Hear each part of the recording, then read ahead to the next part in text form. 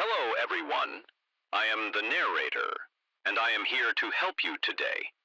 I know you use this video to fall asleep, so before that, like the video and subscribe to the channel.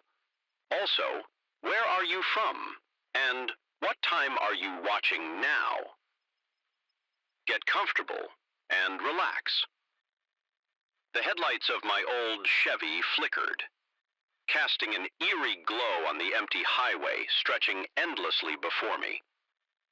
I gripped the steering wheel tighter, willing the car to keep going just a few more miles, I thought. But fate had other plans. With a sputter and a wheeze, my faithful companion of 5 years gave up the ghost. The engine died, and I coasted to a stop on the shoulder, darkness enveloping me like a shroud. No, no, no, I muttered, turning the key desperately. The engine whined but refused to turn over. I slumped back in my seat, the reality of my situation sinking in.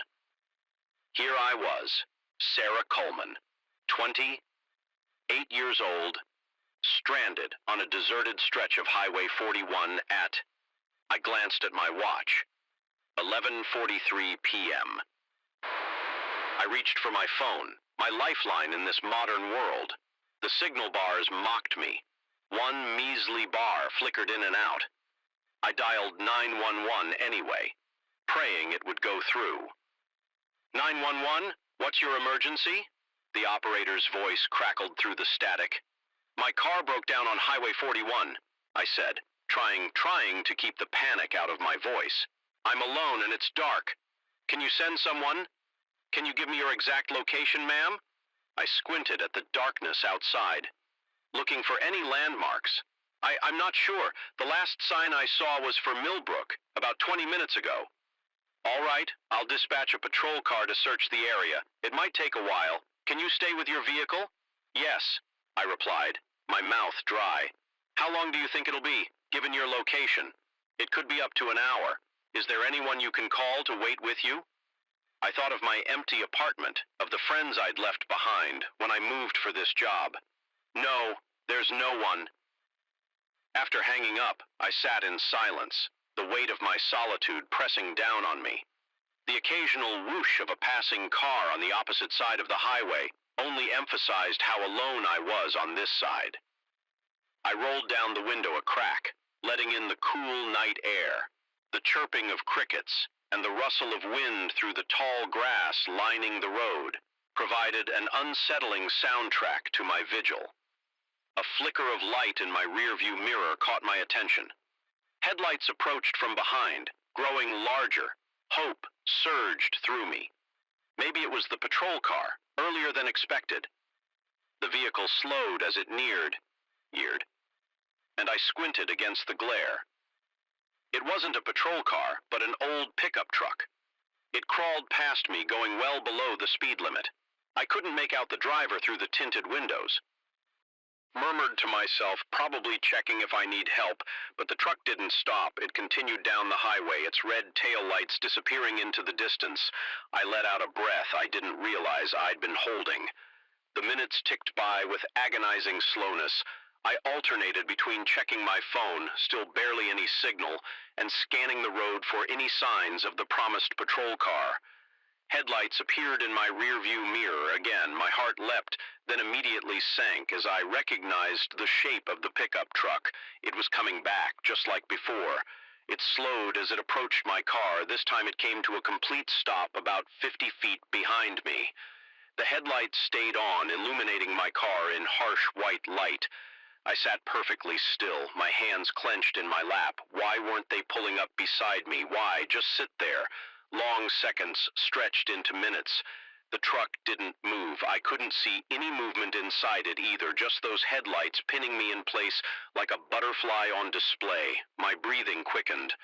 Should I get out? Wave them off? The doors were locked, but suddenly the car felt like a trap rather than a shelter. After what felt like an eternity, the truck's engine revved. It pulled out, swinging wide around my car as it passed. I caught a glimpse of the driver, a dark silhouette, head turned towards me. I couldn't make out a face. The truck accelerated away, leaving me in darkness once more. My heart was pounding so hard I could feel it in my throat. "It's nothing. Nothing," I said aloud, trying to convince myself. "They were just checking on you twice without stopping to ask if you need help. Totally normal." I laughed nervously, the sound too loud in the quiet car. I glanced at my watch again. Only 20 minutes had passed since I'd called 911. It felt like hours. I tried to distract myself by rummaging through my purse, gum wrappers, loose change, an old pack of tissues. My fingers brushed against something cold and metallic, the pepper spray my dad had insisted I carry. I pulled it out, holding it tightly. A new sound cut through the night, a low, steady hum. I looked up, hope and dread warning in my chest. Headlights again, but not the patrol car. The pickup truck was back. This time it pulled up right behind me, so close I couldn't see its license plate. The headlights bored into my rear view mirror, filling my car with harsh light. I squinted, trying to see the driver, but could only make out a dark shape. My fingers tightened around the pepper spray. What did they want? Why didn't they say anything? The driver's door opened. I held my breath, my entire body tense. A foot appeared on the running board, then a leg. The driver was getting out. I fumbled for my phone with shaking hands. No signal. The one bar was gone. The dark figure emerged fully from the truck. Tall, broad-shouldered, definitely a man. He stood there for a moment, half illuminated by his own headlights. Then he started walking towards my car. My mind raced. Should I drive? The engine was dead, but maybe if I let it roll... No, the highway was too flat. I'd never build up enough speed. The man was halfway to my car now. I couldn't see his face, couldn't tell if he was looking at me, but I felt his attention like a physical weight. 10 feet away. 5. He stopped right beside my driver's side window. I clutched the pepper spray, my thumb on the button, my other hand was poised over the car horn. If he tried anything, I'd spray him and lean on the horn. Somebody would hear. Somebody had to hear. We sat in tableau for a long moment. Me, rigid in my seat. Him, looming outside my window. I waited for him to speak, to try the door handle, to do something. Instead, he simply stood there, watching, waiting. A single bead of sweat rolled down my back. Then slowly, he raised his hand. I tensed, ready to spray. He knocked on the window, 2 sharp whooves. "Everything okay in there, miss?" His voice was surprisingly normal, gruff, but not menacing. I blinked, thrown off balance. Yes, I managed to say loud enough to be heard through the glass. "My car broke down. I'm waiting for a tow." He nodded, stepping back slightly. Now that he wasn't blocking the light, I could see him better. An older man, maybe in his 60s, with a weathered face and a trucker's cap. "I saw you sitting here earlier," he said. "Thought I'd check to make sure you were all right. It can be dangerous being stranded out here alone." The adrenaline that had been coursing through me started to abate, leaving me feeling slightly foolish. Of course, he was just being a good Samaritan. I'd let my imagination run wild. "Thank you," I said, managing a weak smile. "I appreciate you checking." "The police should be here soon." He nodded again. "Good. Good. Well, I'll just wait here with you until they arrive. If that's all right, don't want to leave you alone out here." Before I could respond, a new set of headlights appeared on the horizon. As they drew closer, I saw the welcome sight of a patrol car's light bar. The old man turned to look, then back at me. "Looks like your ride's here. You take care now, miss."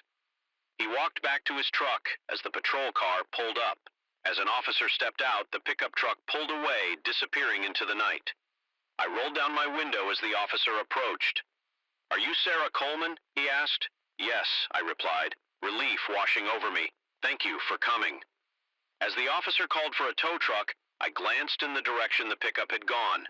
Had I overreacted? Maybe.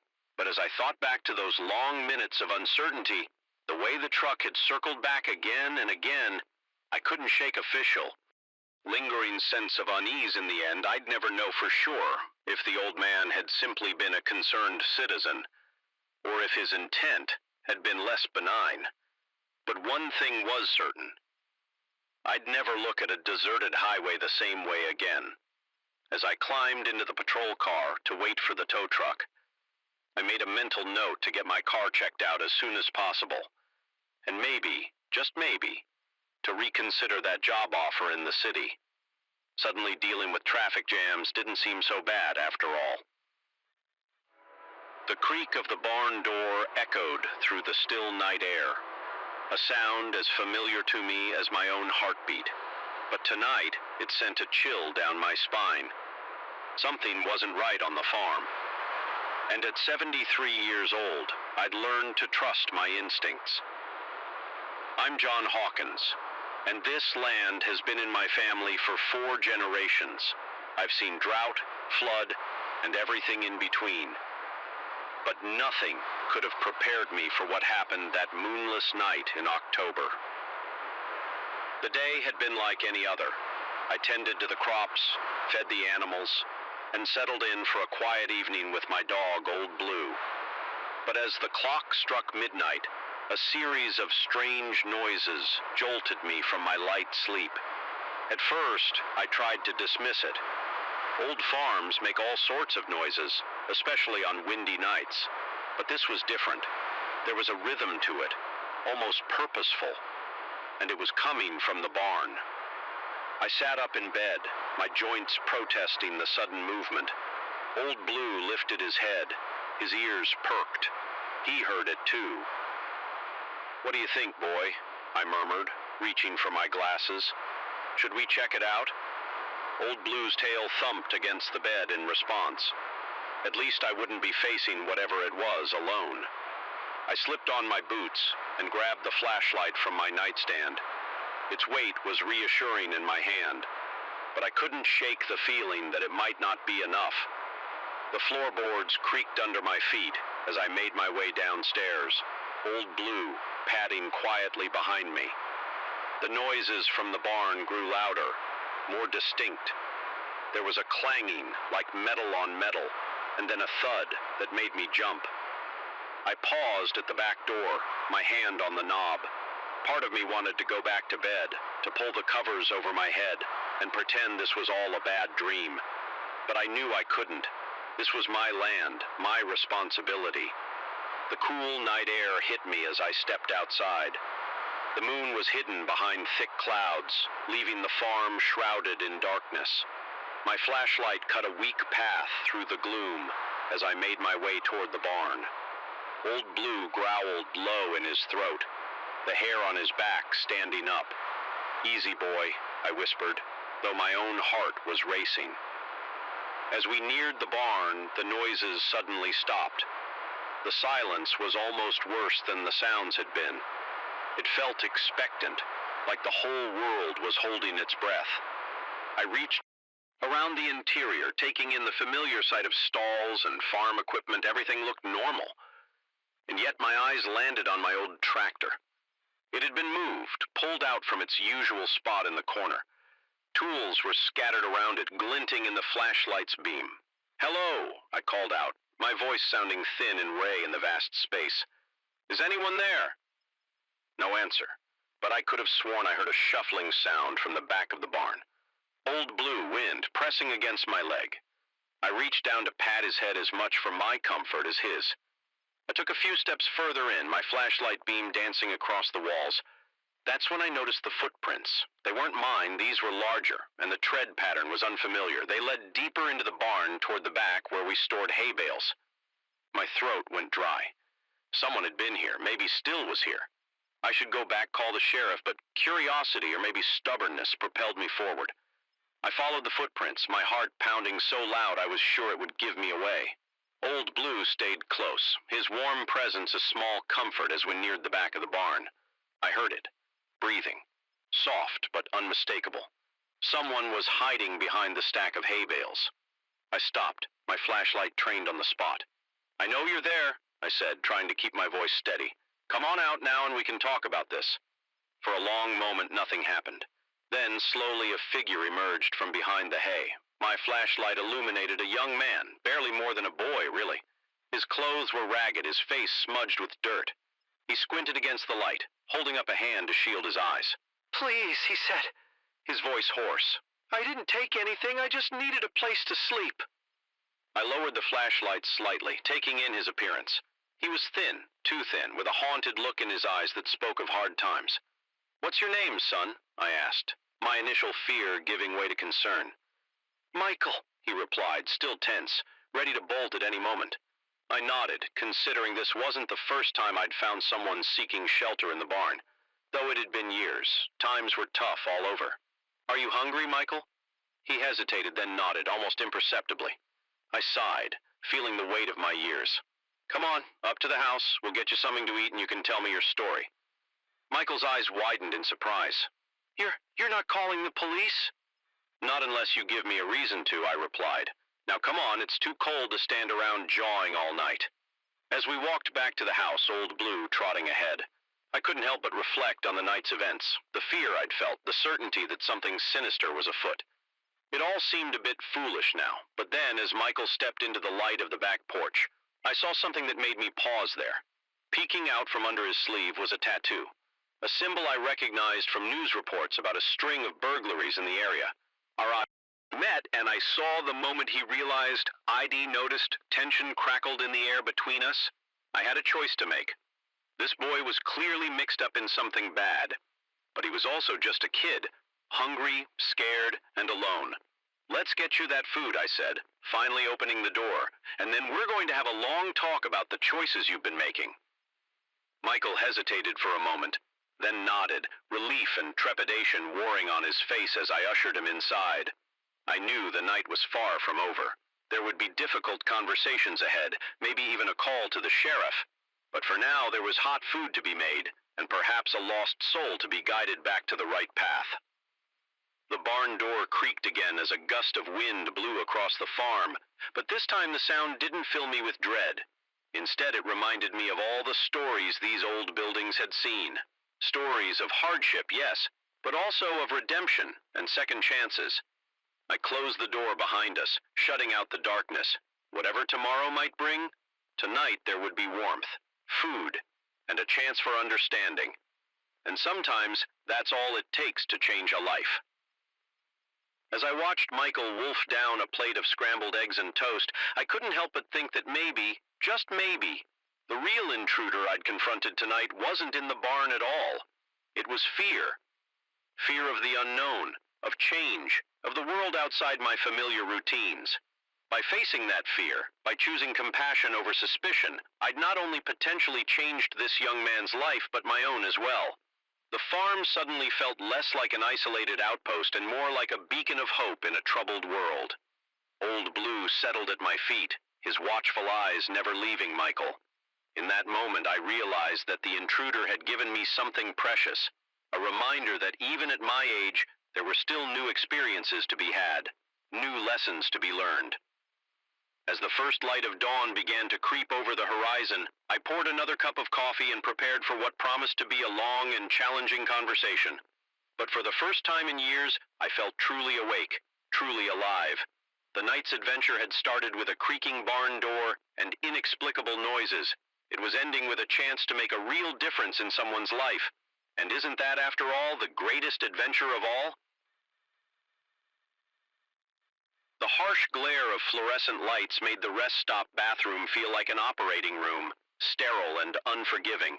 I splashed cold water on my face, trying to wash away the fatigue of 12 hours on the road. As I reached for a paper towel, I caught my reflection in the mirror. The bags under my eyes told a story of sleepless nights and endless miles. Little did I know, those tired eyes were about to witness something that would haunt me for years to come.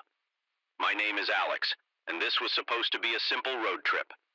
My girlfriend Megan and I were driving cross-country to start our new life together in California. We'd been on the road for days, the monotony of highway lines and fast food stops, blurring into a single, endless journey. It was just past midnight when we pulled into the rest stop. The parking lot was nearly empty, save for a few semi-Rs and a beat-up RV. Megan had been asleep for the last 100 miles, her head resting against the passenger window. "Hey," I said softly, gently shaking her shoulder. "We're stopping for a bit. You need anything? She stirred, blinking owlishly in the harsh overhead lights of the car. Maybe some water and a snack? I nodded, grabbing my wallet from the center console. I'll be right back. Lock the doors, okay? She mumbled in affirmative, already drifting back to sleep. I watched her for a moment. A small smile playing on my lips, even exhausted and rumpled from the long drive. She was beautiful. The night air was cool as I stepped out of the car, a welcome change from the stuffy interior. I stretched, feeling my spine pop in several places. The rest stop loomed before me, an oasis of light in the vast darkness of the surrounding desert. As I approached the building, I noticed a man leaning against the wall near the entrance. He was smoking a cigarette, the ember glowing bright in the darkness. Something about him made me uneasy. Maybe it was the way his eyes followed me as I walked past, or the too wide smile he gave me. "Evening," he said, his voice grayly. I nodded in response, quickening my pace slightly. The sooner I got in and out, the better. The interior of the rest stop was bright and empty. My footsteps echoed on the loglium as I made my way to the vending machines. I grabbed a couple of water bottles and some snacks, then headed for the bathroom. And that's where I found myself now, staring at my reflection and trying to shake off an inexplicable feeling of dread. I dried my hands and gathered our supplies, eager to get back to Megan and hit the rope again. But as I pushed open the bathroom door, I nearly collided with someone. It was the man from outside. He stumbled back, apologizing profusely. "No worries," I muttered, trying to sidestep him, but he didn't move. Instead, he fixed me with that unsettling smile again. "Long drive ahead of you?" he asked. I nodded, not wanting to engage, but not wanting to be rude either. "Yeah, heading to California." "California," he repeated, as if tasting the word. "Long way from here. You traveling alone?"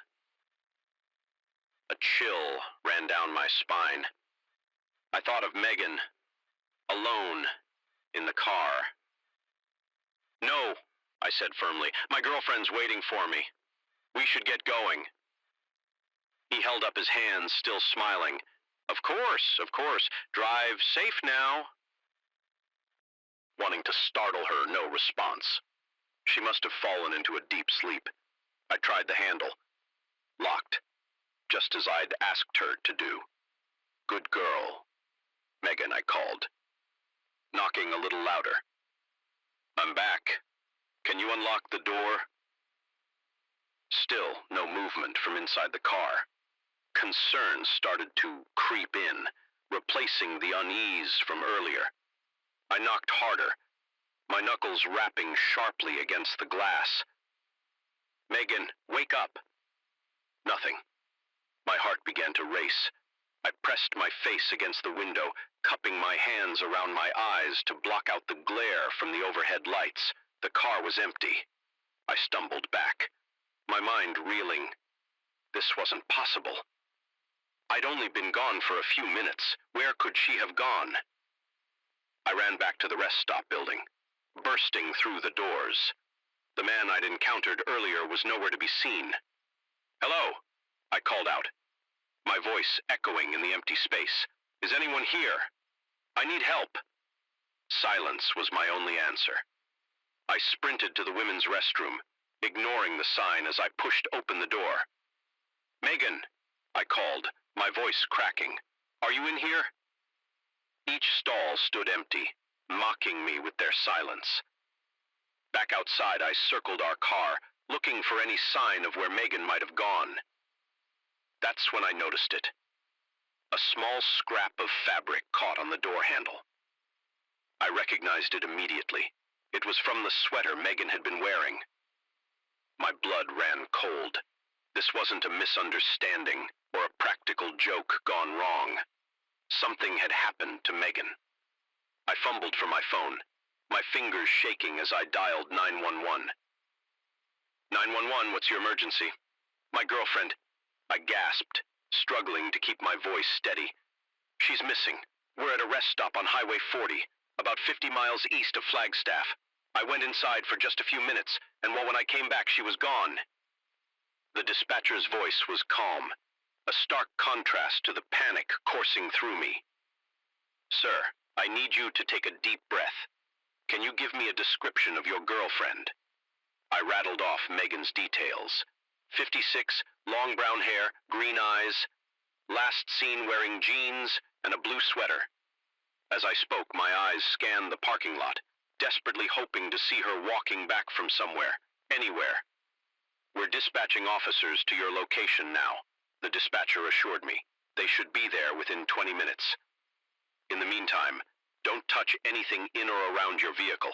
It could be important evidence. Evidence. The word hit me like a punch to the gut. This was real. This was happening. I paced the parking lot, my mind racing through possibilities, each more terrifying than the last. Had Megan left voluntarily? No, that was impossible. We were happy, excited about our new life together, and she wouldn't have left without her phone or purse, both still sitting in the car where she'd left them. Expecting to wake up to find this was all some horrible nightmare brought on by too many hours on the road and too much gas station coffee. But the way of approaching sirens told me this was all too real.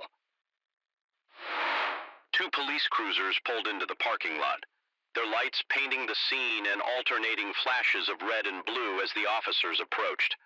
I found myself struggling to breathe. Saying it out loud would make it real. "Are you the one who called about a missing person?" one of the officers asked, his face a mask of professional concern.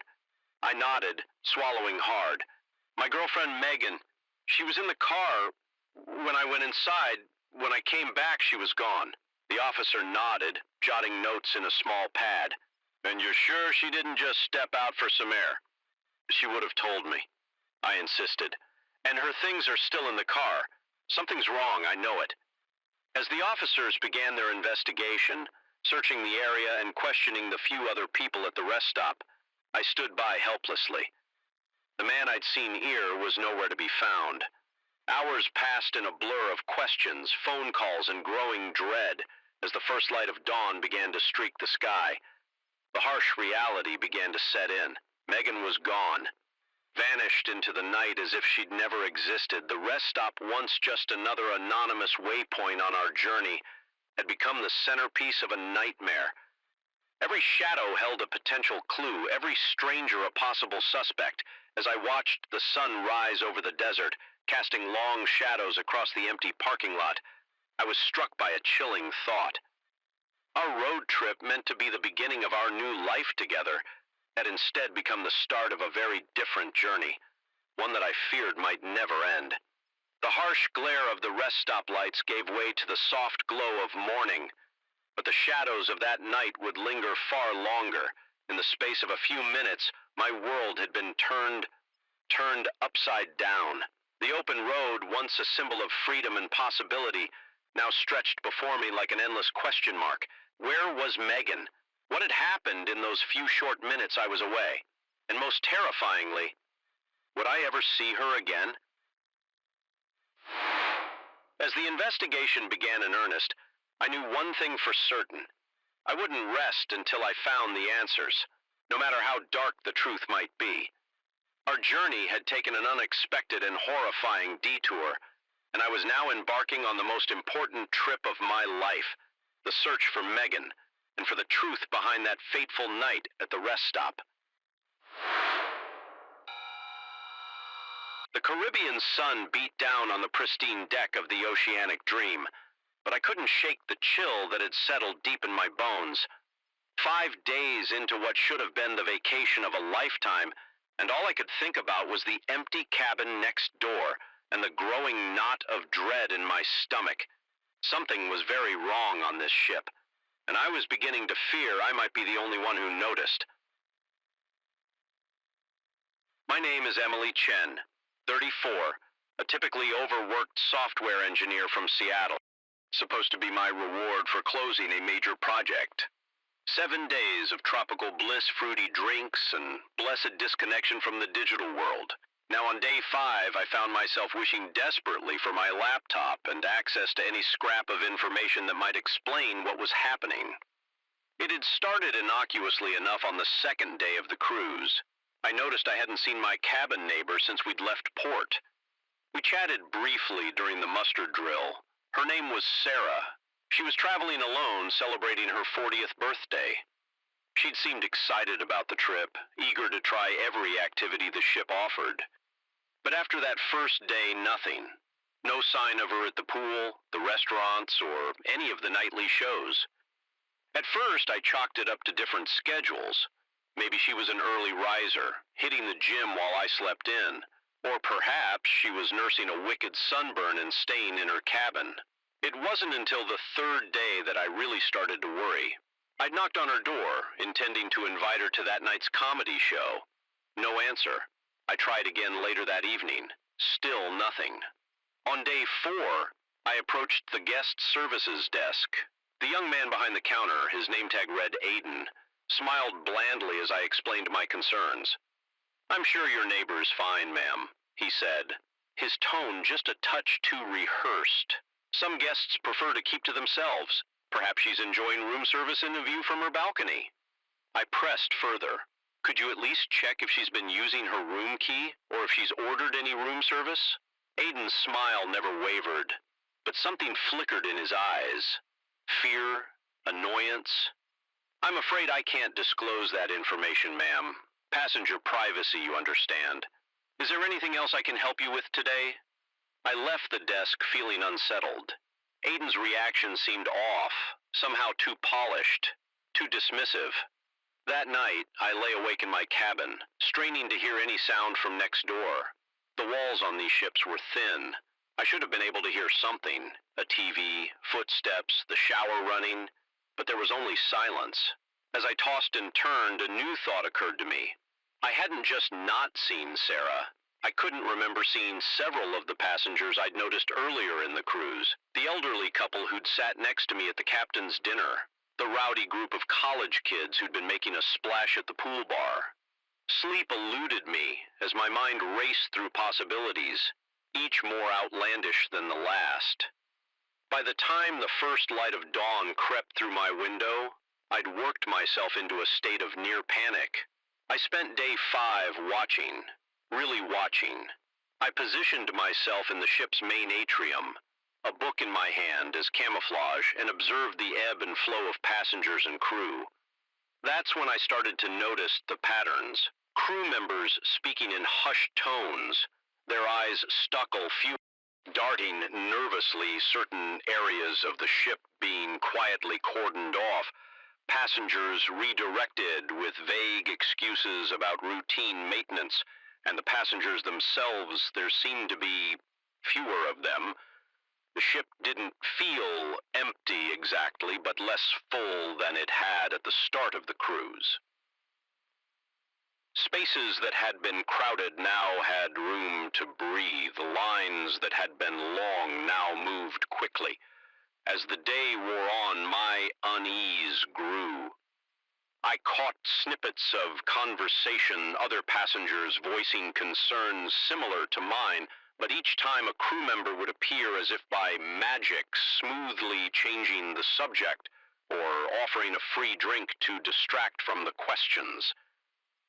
By evening, I couldn't take it anymore. I needed answers. I made my way back to the guest services desk, determined to push harder this time. But as I approached, I saw Aiden in deep conversation with a man I recognized as one of the ship's security officers. Their expressions were grave. I slowed my pace, trying to catch what they were saying without being obvious. "Can't keep this contained much longer," Aiden was saying. his usual polished demeanor nowhere in sight. People are starting to notice the security officer. Nodded grimly. I know we're doing everything we can, but if we don't find a solution soon.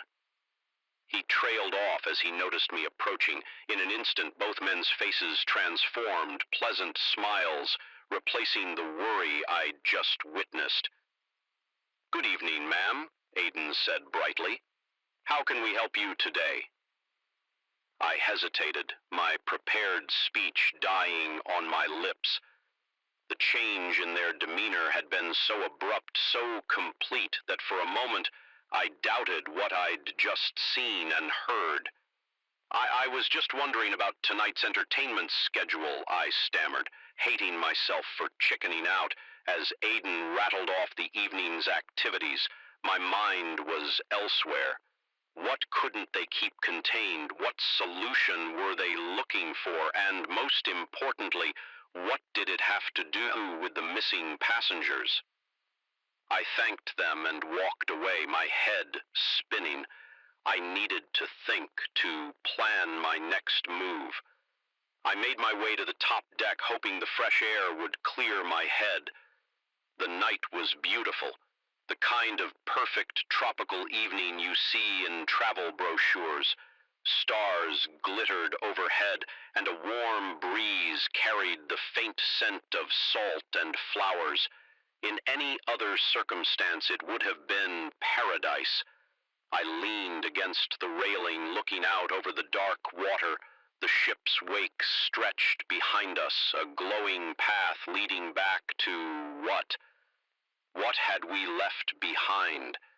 What were we sailing into? A sound behind me made me turn. A woman was approaching, her face pale in the moonlight. As she drew closer, I recognized. We stood in silence, both of us staring out at the endless expanse of ocean.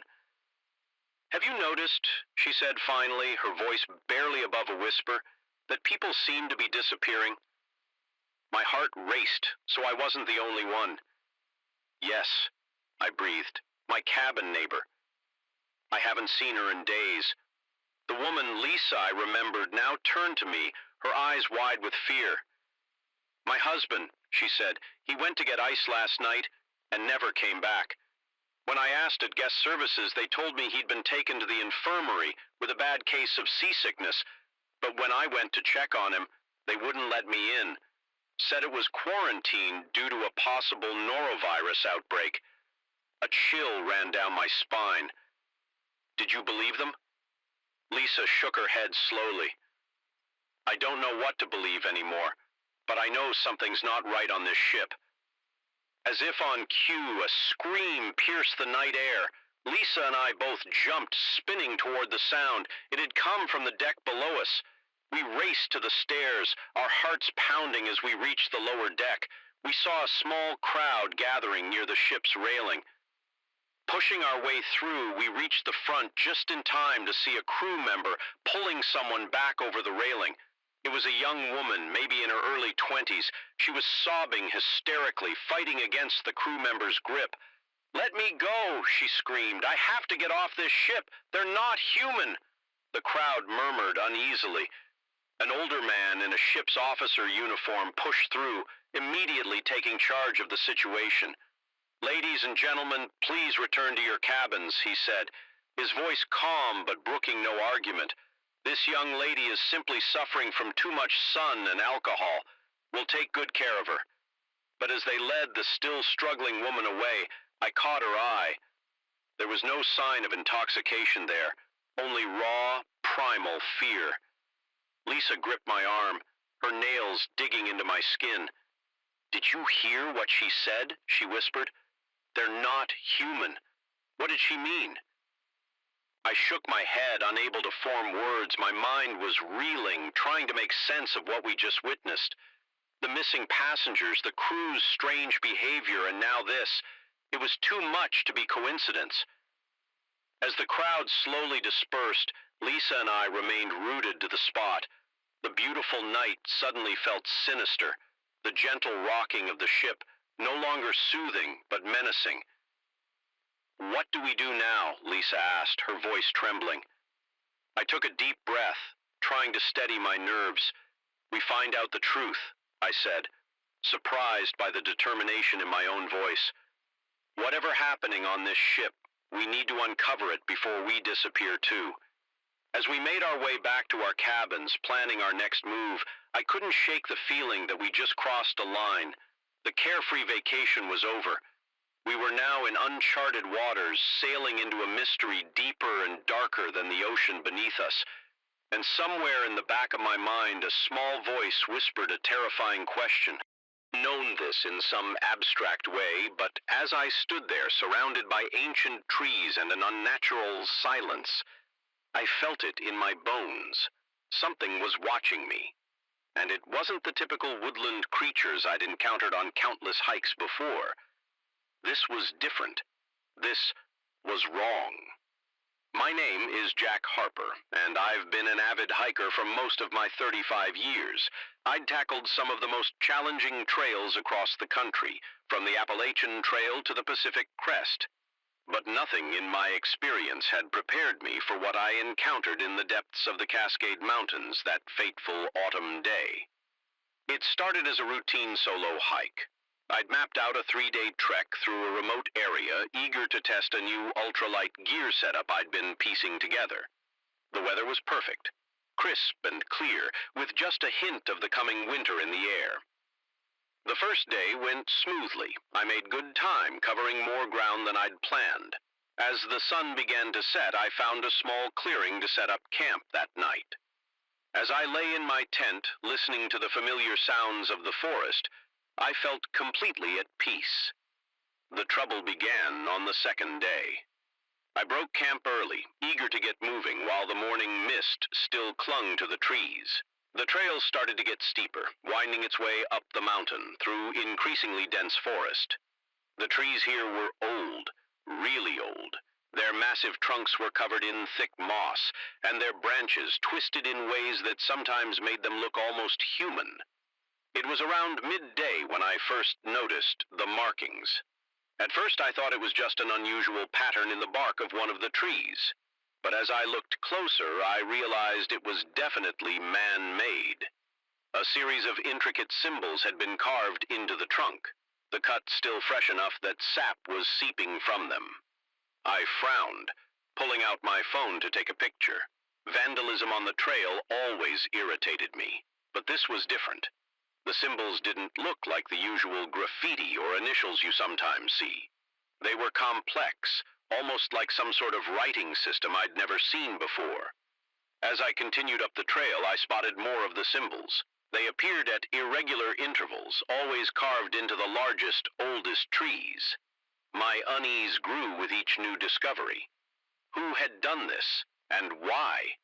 It was late afternoon when I realized I was lost. I'd been so focused on the strange symbols that I hadn't been paying close attention to the trail. Now, as I tried to get my bearings, I realized I couldn't remember the last time I'd seen a proper trail marker. I pulled out my map and compass, trying to orient myself, but something was wrong. The compass needle spun lazily, refusing to settle on a direction. I shook it, tapped it, but nothing helped. But a tendril of fear began to curl in my stomach. I'd never had my compass fail on me before. I reached for my phone, hoping to use the GPS, but there was no signal. Of course, the light was starting to fade, the shadows lengthening around me. I knew at night in the morning I told myself I'd be able to backtrack and find the trail again. I picked a direction that looked promising and started walking. That's when I noticed the silence.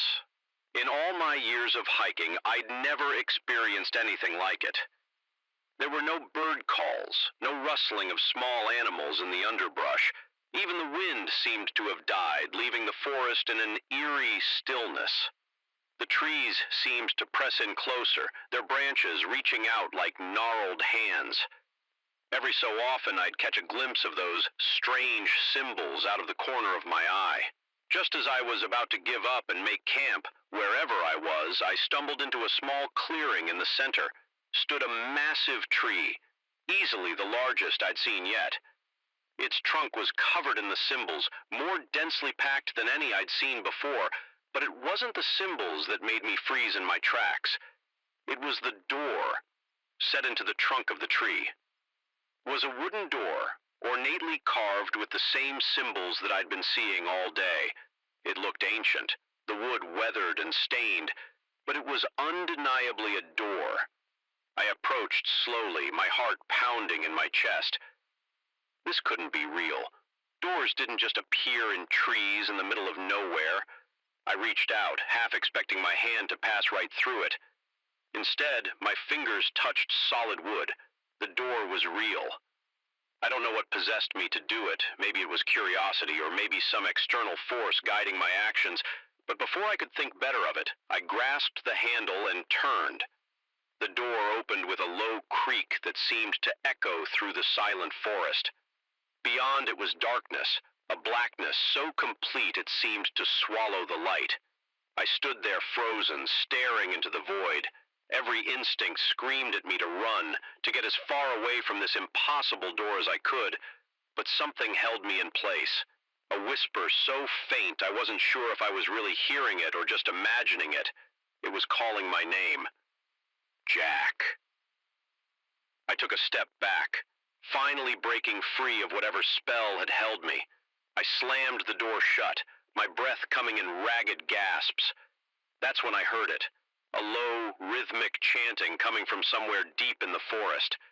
It started softly, barely audible, but grew steadily louder. I spun around, trying to locate the source of the sound, but it seemed to be coming from everywhere at once, surrounding me. The chanting grew louder, more insistent.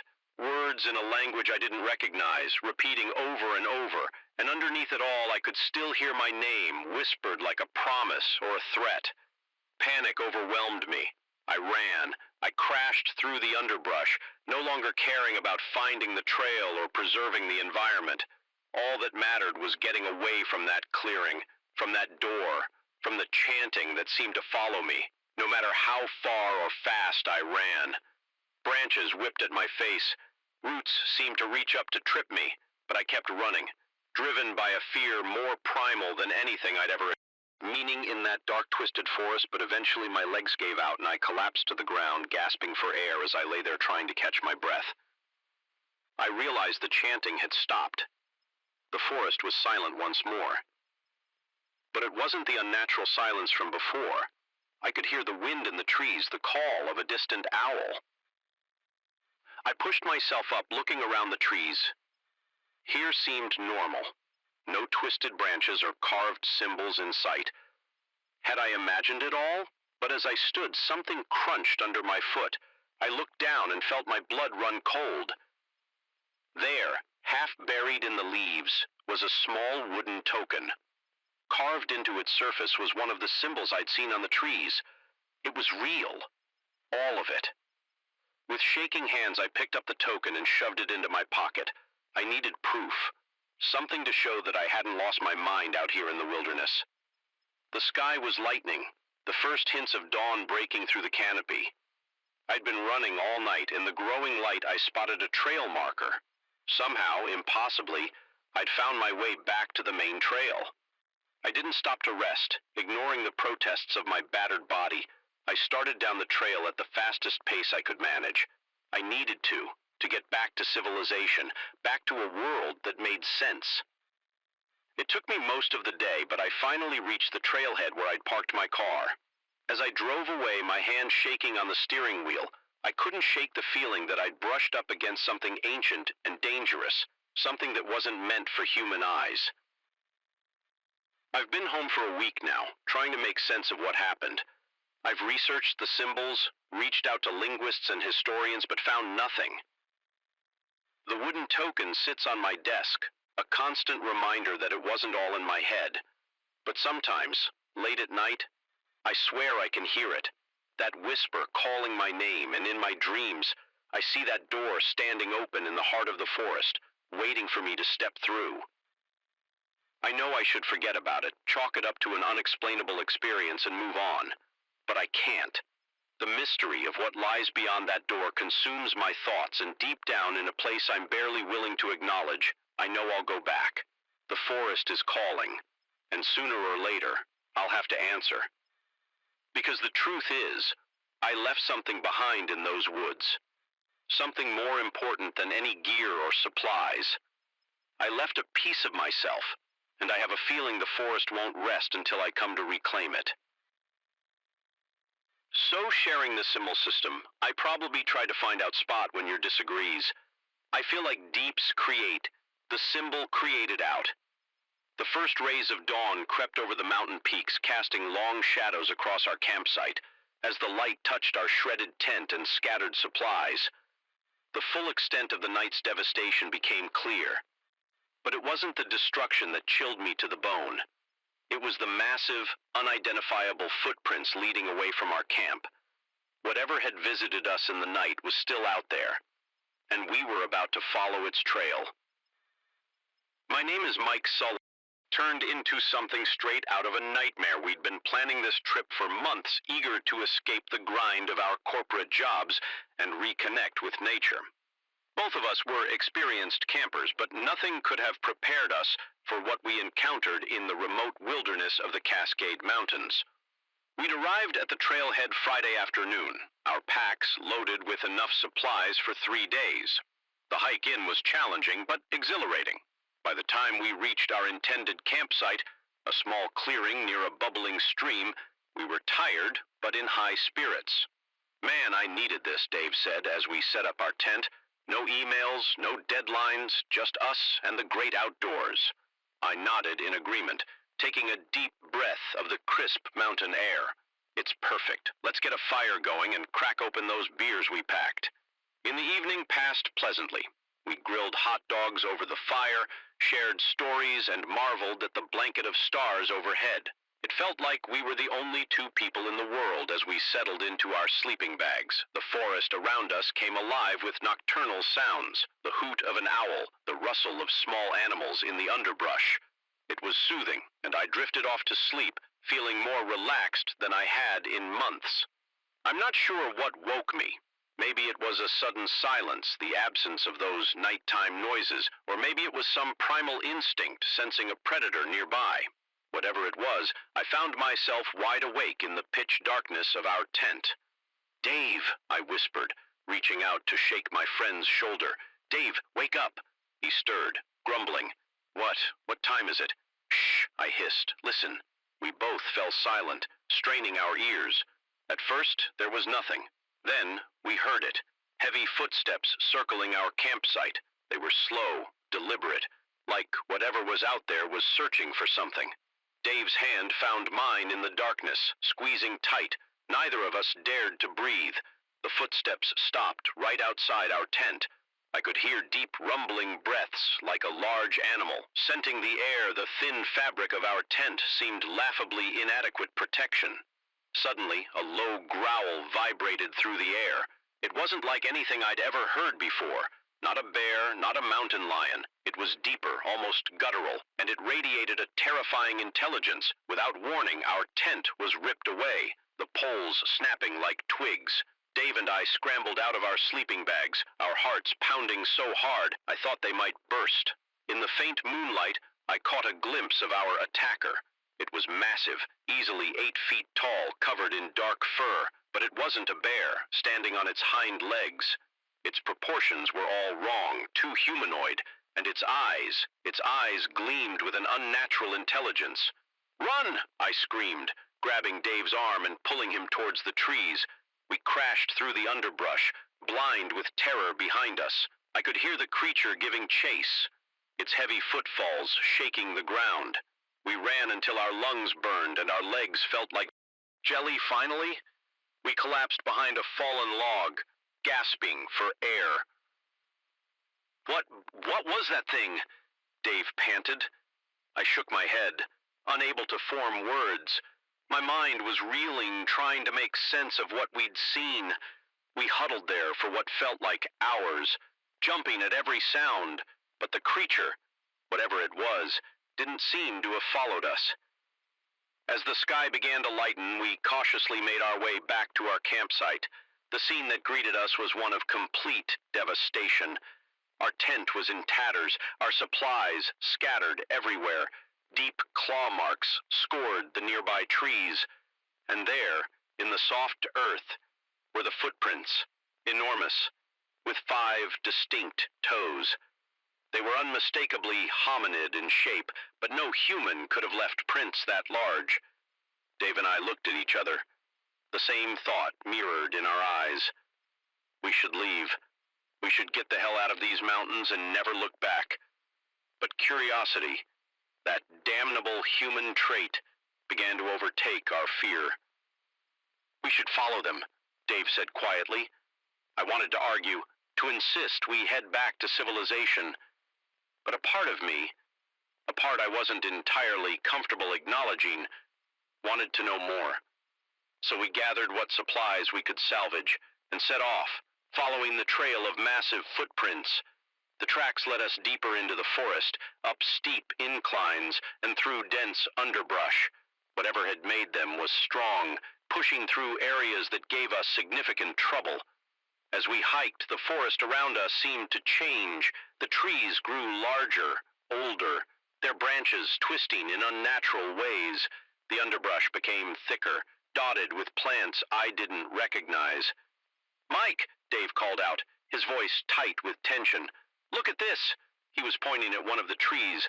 Carved into its bark was a strange symbol, a complex swirl of lines that hurt my eyes if I looked at it too long. "What is it?" I asked, reaching out to touch the carving. Dave shook his head. "I don't know, but look, it's on other trees too." He was right. Now that I'd seen one, I noticed the symbols were everywhere, carved into the largest and oldest trees. We pressed on, the trail of footprints, leading us ever deeper into the strange, twisted version of the forest. The air grew thick and heavy, and an unnatural silence fell over everything. No birds sang, no insects buzzed. It was as if we'd stepped into another world entirely. As the day wore on, exhaustion began to set in. We'd been hiking for hours, with no sign of our quarry. Just as I was about to suggest we turn back, we emerged into a clearing. In the center stood an enormous tree, easily the largest I'd ever seen. Its trunk was covered in those strange symbols, carved so densely they overlapped, and at its base was a cave-like opening, the entrance partially obscured by gnarled roots. Dave and I exchanged glances. The footprints led direct. "Dark opening we should go in?" Dave said, his voice barely above a whisper. Every instinct screamed at me to run, to get as far away from this place as possible. But I found myself nodding, pulled forward by a curiosity I couldn't explain. We clicked on our flashlights and entered the cave. The air inside was cool and damp, with an oud, musky scent that tickled my nose.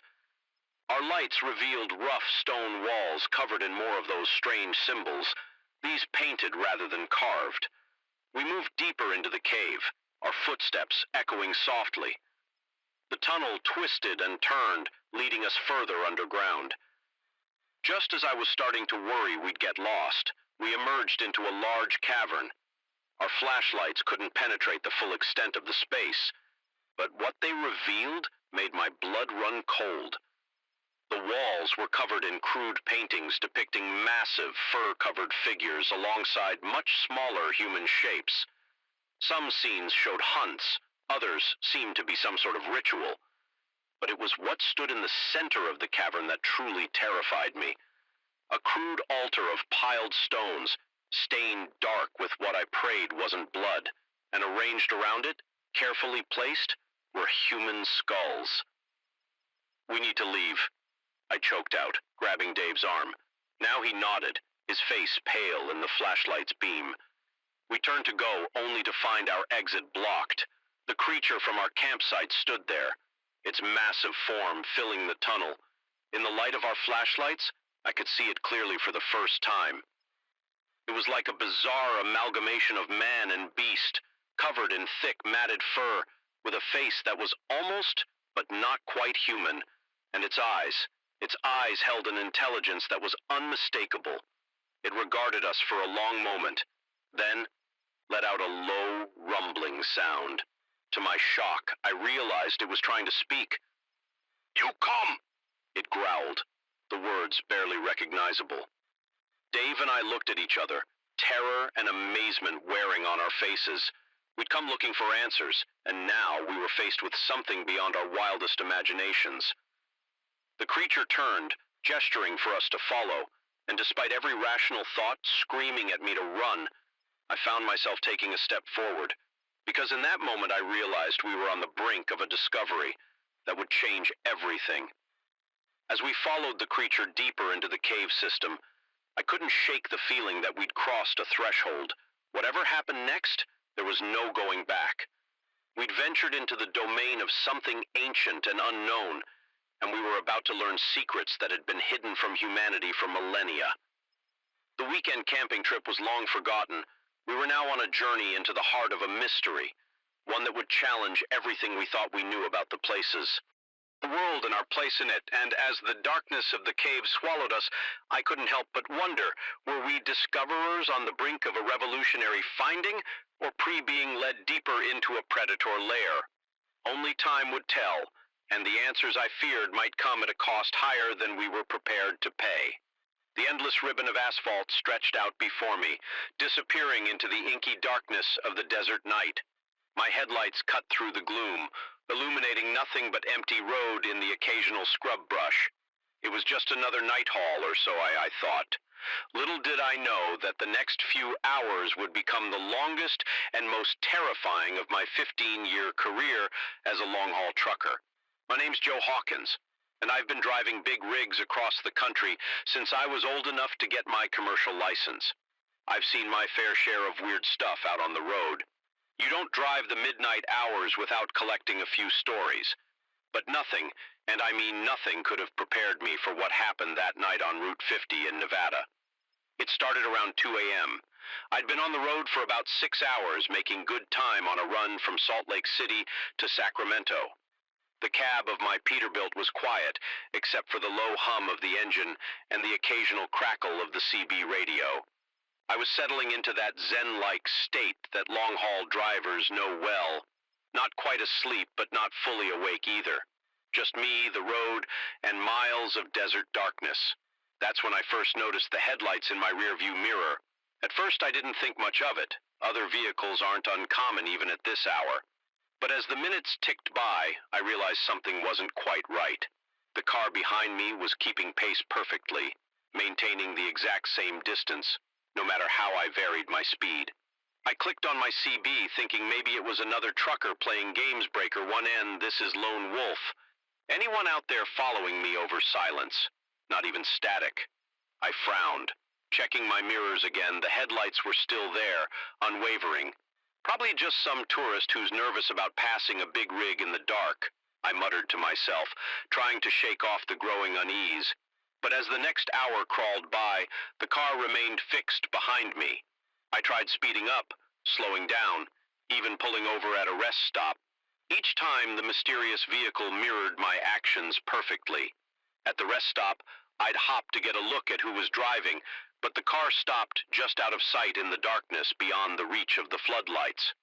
As soon as I pulled back onto the highway, it was right there behind me again. By now my palms were sweating on the steering wheel. This wasn't normal behavior, not by a long shot. I tried the CB again, this time on multiple channels. Nothing. But dead air. That's when things got really weird. We were passing through a particularly desolate stretch of desert when suddenly the headlights behind me winked out. I felt a moment of relief, thinking maybe whoever it was had finally turned off. But then, to my horror, I saw headlights appear in my side mirror. The car was now driving alongside my truck, keeping perfect pace. My heart pounding, I glanced over, trying to get a look at the driver, but the windows were tinted so dark, they looked like black mirrors reflecting the starry desert sky. "What the hell do you want?" I shouted, knowing they couldn't hear me, but unable to keep quiet any longer. As if in response, the car suddenly accelerated, pulling in front of my truck. For the first time, I got a good look at it. It was an old model, maybe from the 70s, with sleek lines that didn't quite match any make or model I could recall, and it was black, not just dark colored, but a black so deep it seemed to swallow the light from my headlights. Now I was really starting to freak out. I grabbed the CV mic again. Mayday, Mayday, this is truck driver Joe Hawkins on Route 50 mile marker 257. I've got a vehicle harassing me. Does anyone copy? The radio crackled to life, and for a split second, I felt a wave of relief. But what came through wasn't a response.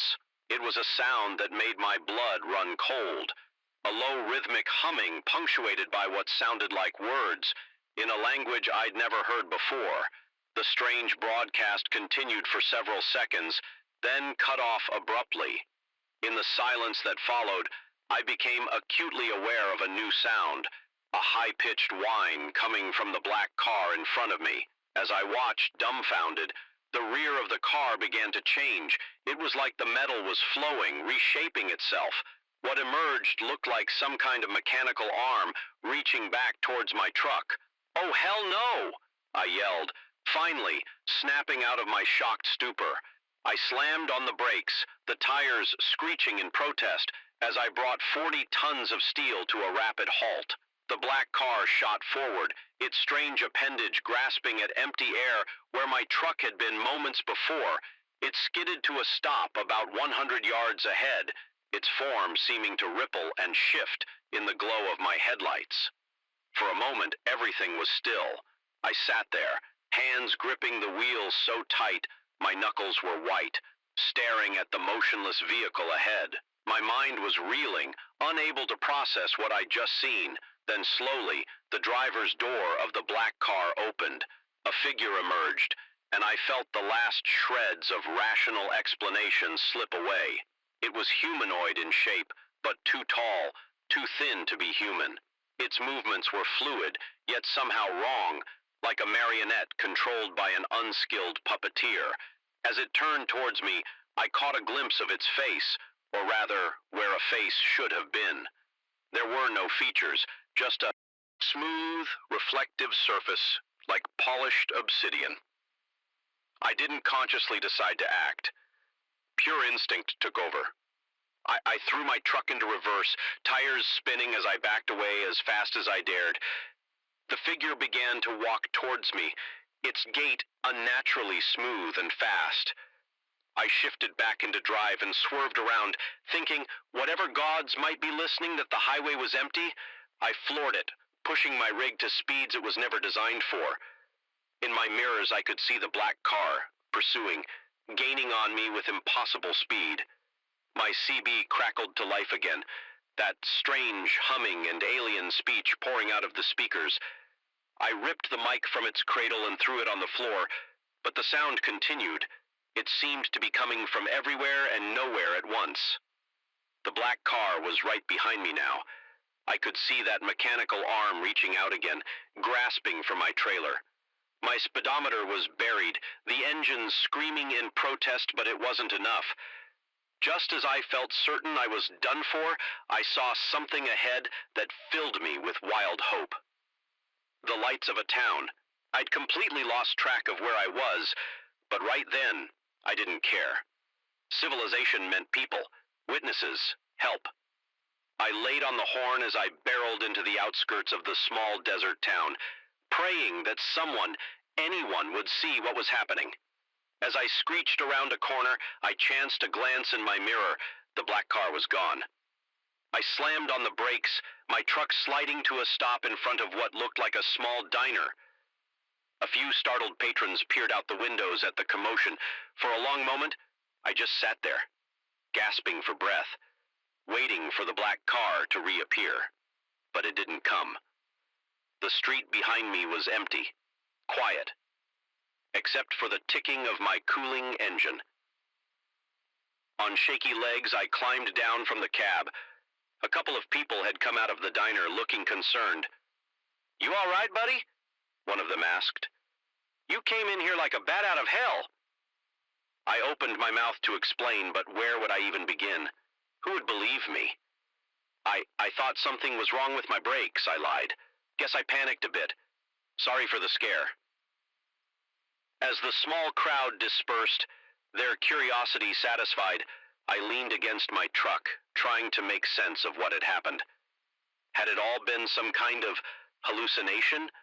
A waking nightmare brought on by too many hours on the road? But then I saw it on the side of my trailer. Right where that mechanical arm had been reaching was a perfect handprint. Not a human handprint, but something with too many fingers, pressed so deeply into the metal it looked like it had been made in soft clay. I stared at it, my mind reeling. There would be no explaining this away, no pretending it was all in my head. Whatever had been chasing me out there in the desert night was real, and somehow I knew with chilling certainty it wasn't finished with me. Lonely highways I'd traveled for years were no longer just empty stretches of asphalt. They were hunting grounds, and something was out there watching and waiting for unwary travelers like me. The open road, once my sanctuary, had become a place of terror. And as I pulled out of that small town, heading towards the coming dawn, I couldn't shake the feeling that my nightmare was far from over. It was only just beginning. The shutter clicked, freezing the moment in digital eternity.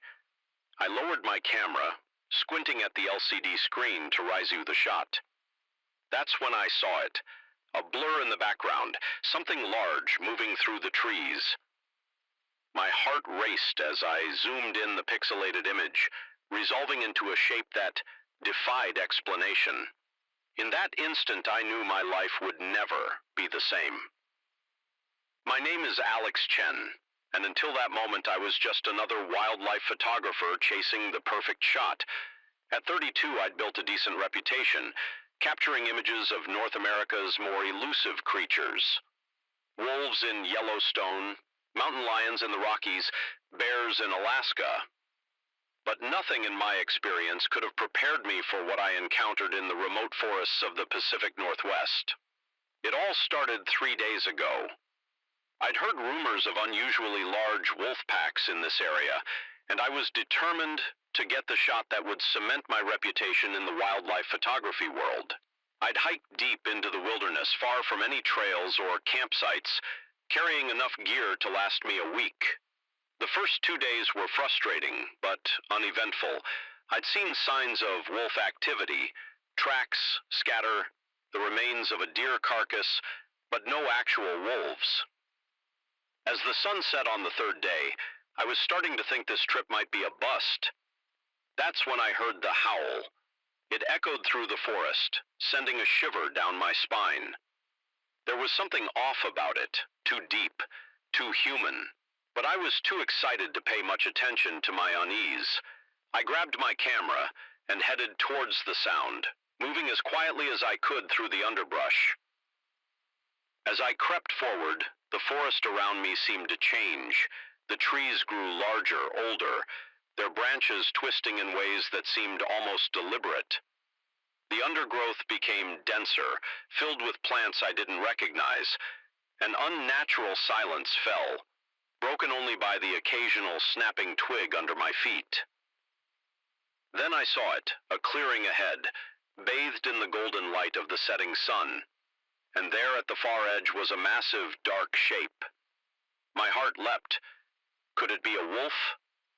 It seemed too big, but maybe it was just a trick of the light. I raised my camera, zooming in as far as my lens would allow. Through the viewfinder, I could see the creature more clearly. It was covered in dark fur, all right, but its proportions were all wrong for a wolf. It stood on 2 legs, its back to me easily 7 or 8 feet tall. My button, what was I? Looking at a bear, maybe? But even as I thought it, I knew that wasn't right. Its shape was too humanoid, its movements too deliberate. Before I could talk myself out of it, I pressed the button. The shutter clicked unnaturally loud.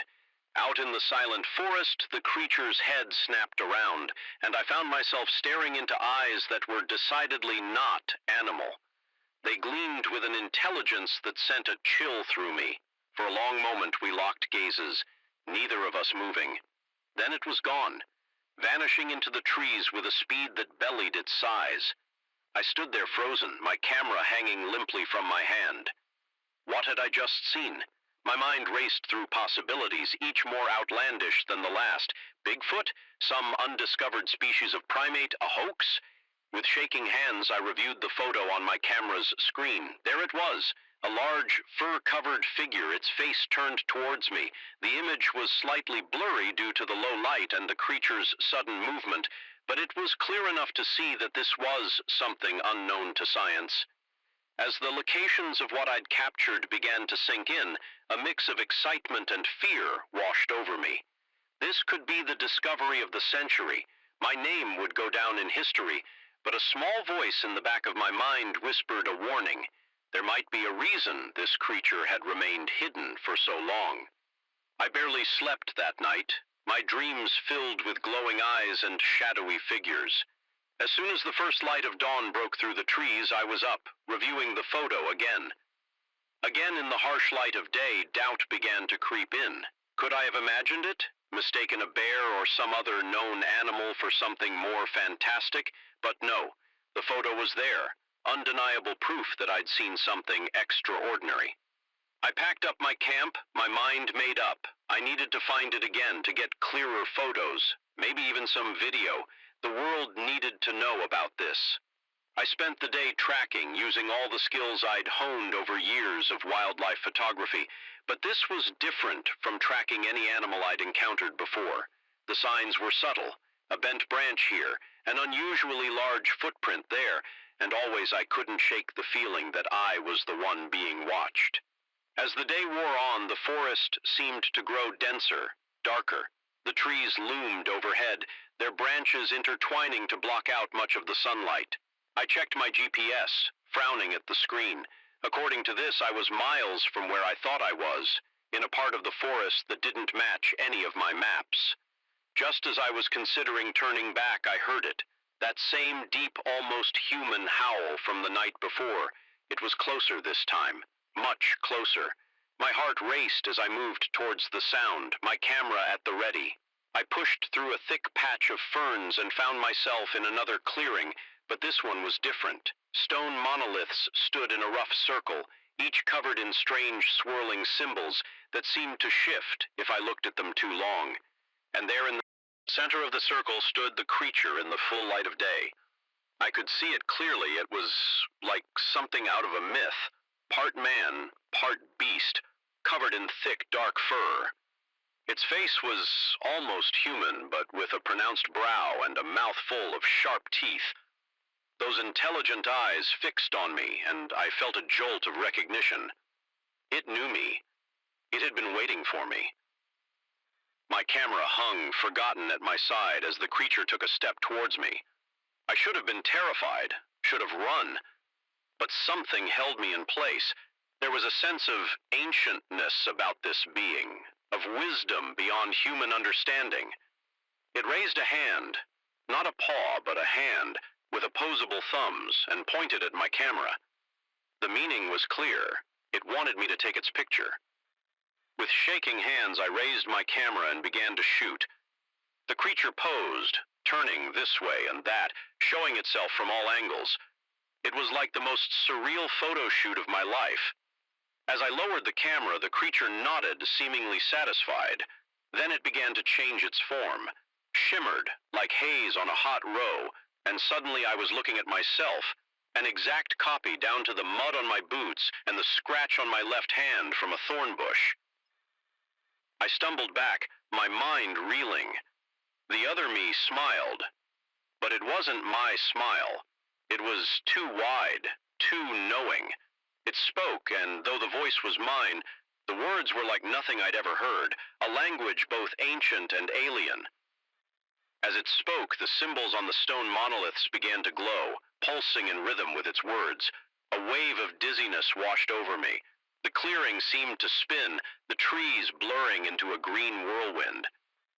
I felt myself falling, but the ground never came. I woke with a start, my head pounding. I was back in my tent, my camera beside me. For a moment, I thought it had all been a vivid dream, but when I checked my camera, the photos were there. The blurry shot from the first night, and the clear, impossible images from the stone circle. As I stared at the photos, a chill ran down my spine. In every shot where the creature was looking at the camera, the face was mine. Not just similar, it was me, down to the small scar on my chin from a childhood accident. What had I stumbled upon? What was the meaning of the stone circle, the strange symbols, and most disturbingly, what was the connection between this creature and myself? I packed up my gear with shaking hands, my mind racing.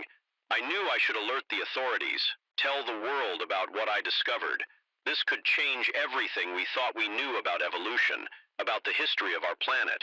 But as I hoisted my backpack, a strange certainty settled over me. This wasn't for the world to know, not yet. There were secrets here, ancient and powerful, that weren't meant for human understanding. As I made my way out of the forest, I couldn't shake the feeling that I was leaving a part of myself behind, or perhaps I was taking something with me, something old and wild and unknowable. One thing was certain: it seemed bigger, stranger, filled with possibilities and dangers I'd never imagined. And somewhere out there, wearing my face, was a creature that held the answers to questions I was only beginning to formulate. My journey wasn't ending. It was only just beginning.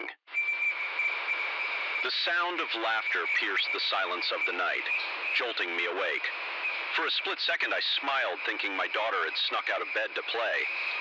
Then reality crashed in. My blood ran cold as I realized two chilling facts. That laughter wasn't my child's, and it was coming from inside our house. My name is Sarah Anderson, and I'm a single mother to my 5-year-old daughter, Lily. We'd moved to this quiet suburban neighborhood 6 months ago, hoping for a fresh start after my divorce. Until tonight. Our biggest worry had been adjusting to our new life. Now, as I lay frozen in my bed, listening to that eerie laughter echoing through our home, I realized how naive I'd been to think we were safe. The digital clock on my nightstand read 3:17 a.m., the witching hour my grandmother used to call it. I'd always scoffed at such superstitions, but in that moment, I felt a primal fear that defied rational thought. The laughter came again, closer this time. It sounded like a child, but distorted, as if played through an old record player. My maternal instincts finally overcame my paralysis. I had to check on Lily. I slipped out of bed, my bare feet silent on the cold hardwood floor. The hallway loomed before me, dark and menacing. I considered turning on a light, but decided against it. If there was an intruder, I didn't want to alert them to my presence. As I crept down the hall, the laughter stopped. The silence that followed was somehow worse, pregnant with possibilities. I paused outside Lily's room, my hand on the doorknob. Taking a deep breath, I pushed it open. Moonlight filtered through the curtains, casting a soft glow over Lily's bed. My heart skipped a beat when I saw it was empty, the covers thrown back. Where was she? Lily? I whispered, my voice barely audible even to my own ears. Sweetie, where are you? No response. I moved further into the room, checking under the bed and in the closet. Nothing. Nothing. The creak of a floorboard from downstairs. My heart pounding, I made my way to the top of the stairs. The ground floor was shrouded in darkness, but I could make out a faint glow coming from the living room. I descended the stairs slowly, cringing at every small noise. As I reached the bottom, I noticed something that made my blood run cold. The front door was wide open, letting in the cool night air. Muddy footprints led from the entrance to the living room. The glow I'd seen was coming from Lily's favorite nightlight, the one shaped like a fairy. It usually stayed in her room. What was it doing down here? Approached the living room entrance. Every nerve in my body screaming at me to run, to get out of the house and call for help. But I couldn't leave. Not without Lily.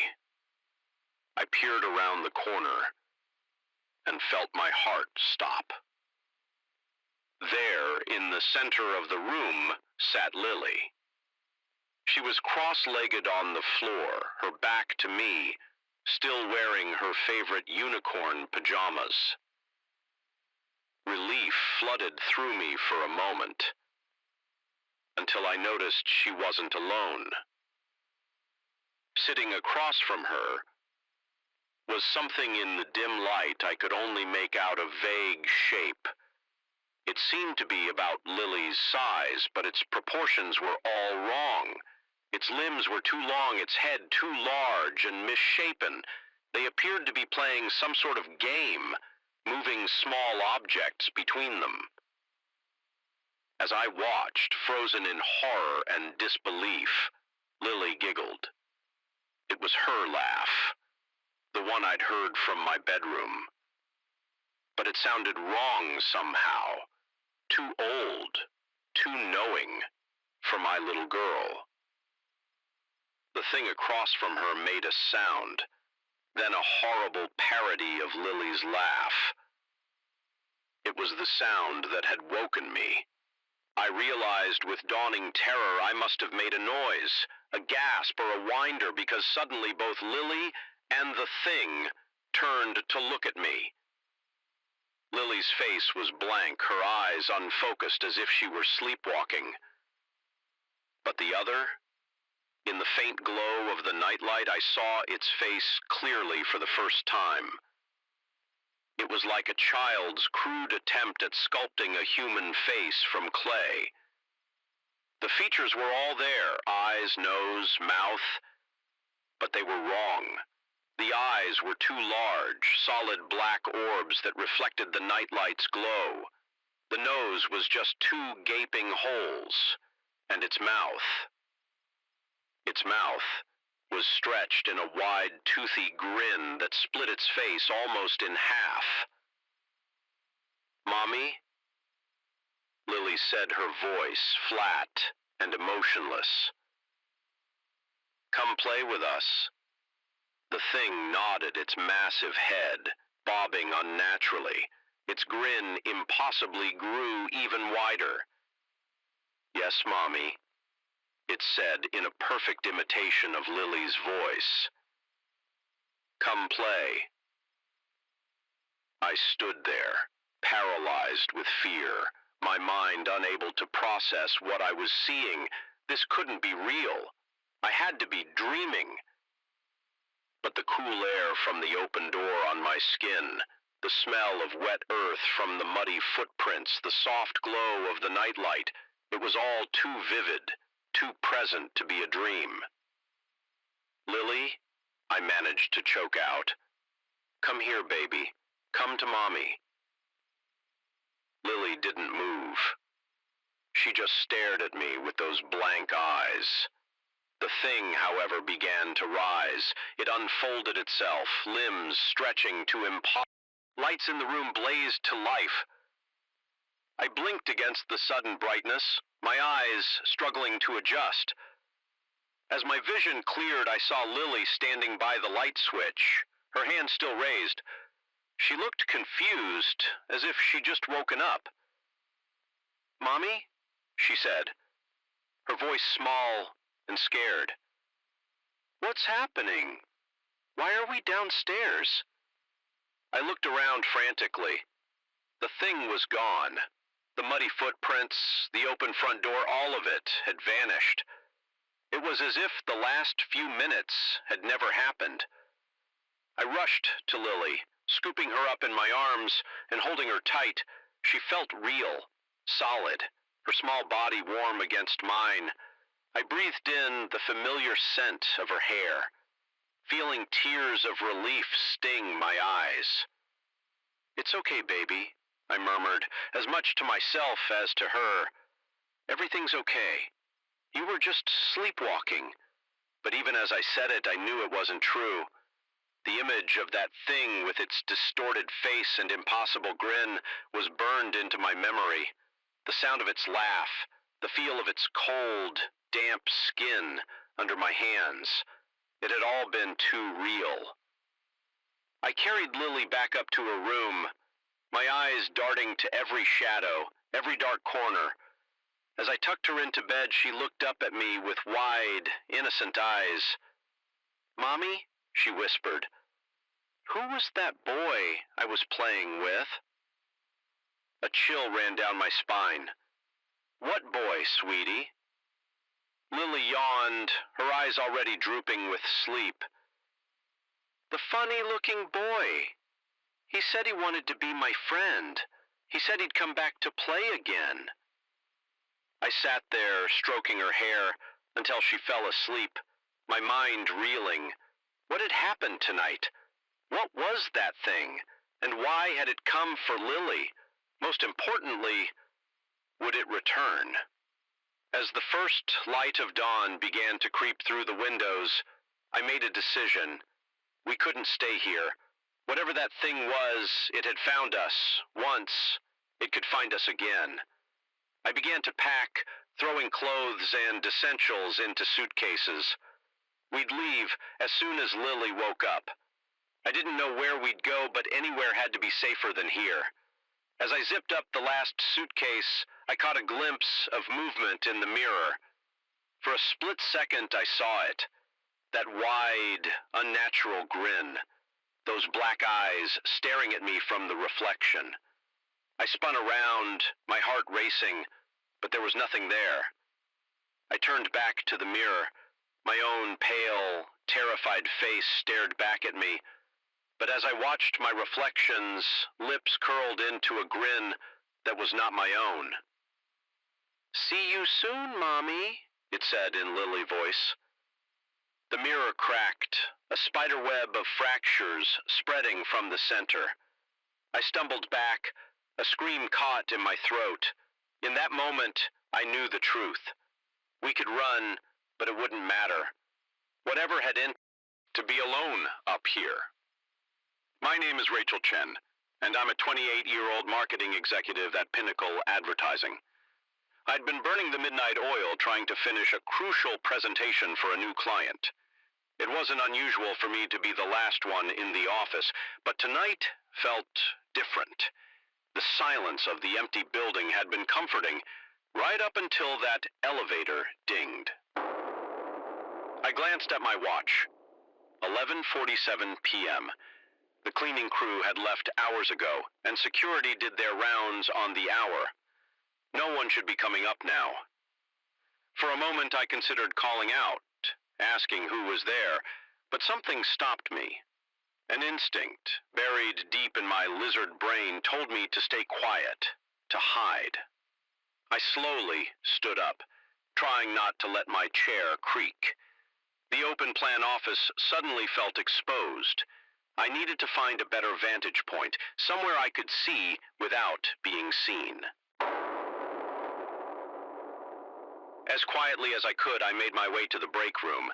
It had a clear view of the elevator bank, but the lights were off. Providing some cover, I positioned myself behind the door, peering through the crack. The elevator doors slid open with a soft whoosh. I held my breath, waiting to see who would step out, but no one did. The elevator car sat there, empty, and illuminated a bright rectangle in the dim hallway. I frowned. Had someone accidentally hit the button for our floor? But then, why hadn't the doors closed? Closed. Again. As I watched, the lights in the elevator began to flicker. Once, twice. Then they went out completely. The elevator was now a dark void. A mouth opened wide in the wall. A chill ran down my spine. This wasn't right. I should leave, take the stairs down, and get out of the building, but curiosity, that damnable human trait, kept me rooted to the spot. Suddenly, a figure stepped out of the darkened elevator. In the dim light of the office, I could only make out a silhouette. It was tall, unnaturally so, its head nearly brushing the ceiling, and its proportions were off. The arms seemed too long, dangling well past where knees should be. The figure stood still for a moment, as if orienting itself. Then, with a fluid motion that made my stomach churn, it turned its head. I couldn't see its face, but I felt with a certainty that defied logic that it was looking directly at me. I ducked back, pressing myself against the wall, my heart pounding so hard I was sure it could hear it. I closed my eyes, silently praying that when I opened them, this would all be a dream, a hallucination brought on by too much caffeine and too little sleep. But when I looked again, the figure was gone. Relief flooded through me. For a split second before a new, more terrifying thought hit me, if it wasn't in the hallway, where was it? As if in answer, I heard a sound from the main office area. Footsteps, but not like part of my brain, the part not consumed by terror, knew that running would make noise it would hear me, so I moved slowly, carefully. Each step, measured and silent. I'd made it about halfway to the door when the footsteps stopped. The silence that followed was deafening. I stood frozen, afraid that even breathing too loudly would give me away. Then I heard it. A soft sound, like someone slowly inhaling. It was close, too close. I turned my head, inch by agonizing inch, and saw it. The figure was standing at the end of the row of desks, not 10 feet from me. In the glow of a forgotten computer monitor, I could finally see its face, or rather, where its face should have been. The head was smooth, featureless, like an egg made of shadow. But as I watched, horrified, the surface began to ripple. Eyes opened. Not two, but dozens, blinking in unsynchronized patterns. A mouth formed, stretching impossibly wide, filled with teeth that looked razor sharp. "Rachel," it said in a voice that sounded like 100 whispers layered over each other. "We've been waiting for you." I ran, all thoughts of stealth forgotten. I sprinted for the stairwell door. Behind me, I heard a sound like fabric tearing, followed by rapid footsteps. I hit the door at full speed, nearly falling down the stairs in my haste. I took them 3 at a time, the sound of my pursuer echoing in the stairwell. 27 floors, it felt like an eternity. My lungs burned, my legs ached, but fear kept me moving. Always just behind me, I could hear it coming. I burst out of the stairwell into the lobby, startling the night security guard. "Call the police," I screamed, not slowing down as I headed for the main doors. I heard the guard shout something, but I didn't stop to listen. I ran out into the street, the cool night air hitting me like a slap. Only when I'd run several blocks did I dare to look back. The street behind me was empty, no sign of the thing from the elevator. I slowed to a stop, gasping for breath, my mind reeling. What had just happened? What was that thing? As my breathing steadied, doubt began to creep in. Had I imagined it all? Was this some kind of stress-induced hallucination? I looked up at the Pinnacle advertising building, its upper floors lost in the night sky as I watched. Lights began to flick on, floor by floor, starting from the lobby and working their way up. The night security guard must be checking the building then. Just as the lights reached the 27th floor, my floor, they all went out. The entire building went dark. For a long moment, nothing happened. Then, one by one, the lights on each floor began to come back on, but this time they started from the top. I watched, transfixed with horror, as the lights descended. 26th floor, 25th, 24th. Whatever was up there was making its way down. A car horn blared, snapping me out of my daze. I turned and ran, not caring where I was going as long as it was away from there. As I ran, my phone buzzed, pulled it out a text message from an unknown number. "See you tomorrow, Rachel. Don't be late." I nearly dropped the phone. How? How could it know my number? But I knew with a sickening certainty that I would go back tomorrow because whatever that thing was, it was now in my workplace, and if I didn't go back, it might come looking for me. I ran through the night, questions swirling in my mind. What was that creature? Why was it there? And most terrifyingly, what did it want with me? One thing was clear. My life had changed irrevocably. comfortable reality I'd known had been shattered, replaced by a world where monsters lurked in elevators and shadows had teeth. As I finally reached my apartment building, fumbling with my keys, a new thought struck me. If this thing could be in my office, could it be anywhere? Was any place truly safe? I locked my door, checking it twice, then sank to the floor, my back against the wall. Sleep was out of the question. All I could do was wait for dawn, and with it, the inevitable return to the office, because I knew, deep in my bones, that this was only the beginning. Whatever game this entity was playing, I was now an unwilling participant. And as the first light of morning began to creep through my windows, I couldn't shake the feeling that I was being watched. Somewhere out there in the shadows between floors something was waiting, and tomorrow, ready or not, I would have to face it again. The floorboard creaked beneath my foot, and my heart leapt into my throat in the oppressive silence of the abandoned mansion. That small sound felt like a gunshot. I froze, flashlight beam fixed on the dusty hallway ahead, straining my ears for any sign that we'd been discovered. But the only sound was the ragged breathing of my two companions behind me. After a moment that felt like an eternity, I took another step forward. We'd come too far to turn back now, even as every instinct screamed at me to run. My name is Alex Reeves, and I'm what you might call an urban explorer. At least that's how I started out. These days, I'm not sure what to call myself. Maybe a fool, maybe a thrill seeker with a death wish, or maybe just someone who seemed too much to ever go back to a normal life. It all started 3 months ago when my best friend Danny showed me a video he'd found online. It was shaky footage of an old mansion on the outskirts of our city. The place had been abandoned for decades, the subject of countless local legends. But this video was different.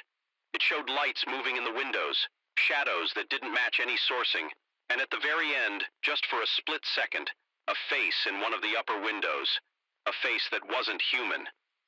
Danny was convinced it was elaborate special effects, a viral marketing stunt for some new horror movie. But I wasn't so sure. There was something about that face, something that sent a chill down my spine every time I watched it. So we decided to check it out ourselves, Danny, me, and our other friend Sarah, who had a popular YouTube channel dedicated to debunking paranormal hoaxes. We figured a best-case scenario we'd get some cool footage for her channel. Worst case, we'd have a fun night exploring a creepy old house. We had no idea what we were really walking into. The mansion loomed before us. A crumbling Victorian monstrosity silhouetted against the night sky.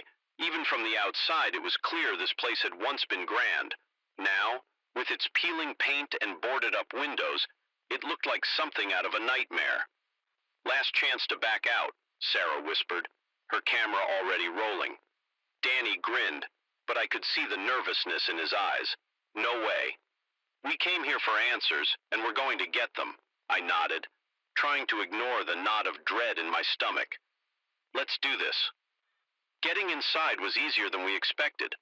One of the ground floor windows had already been pried open, the boards covering it removed as we climbed through.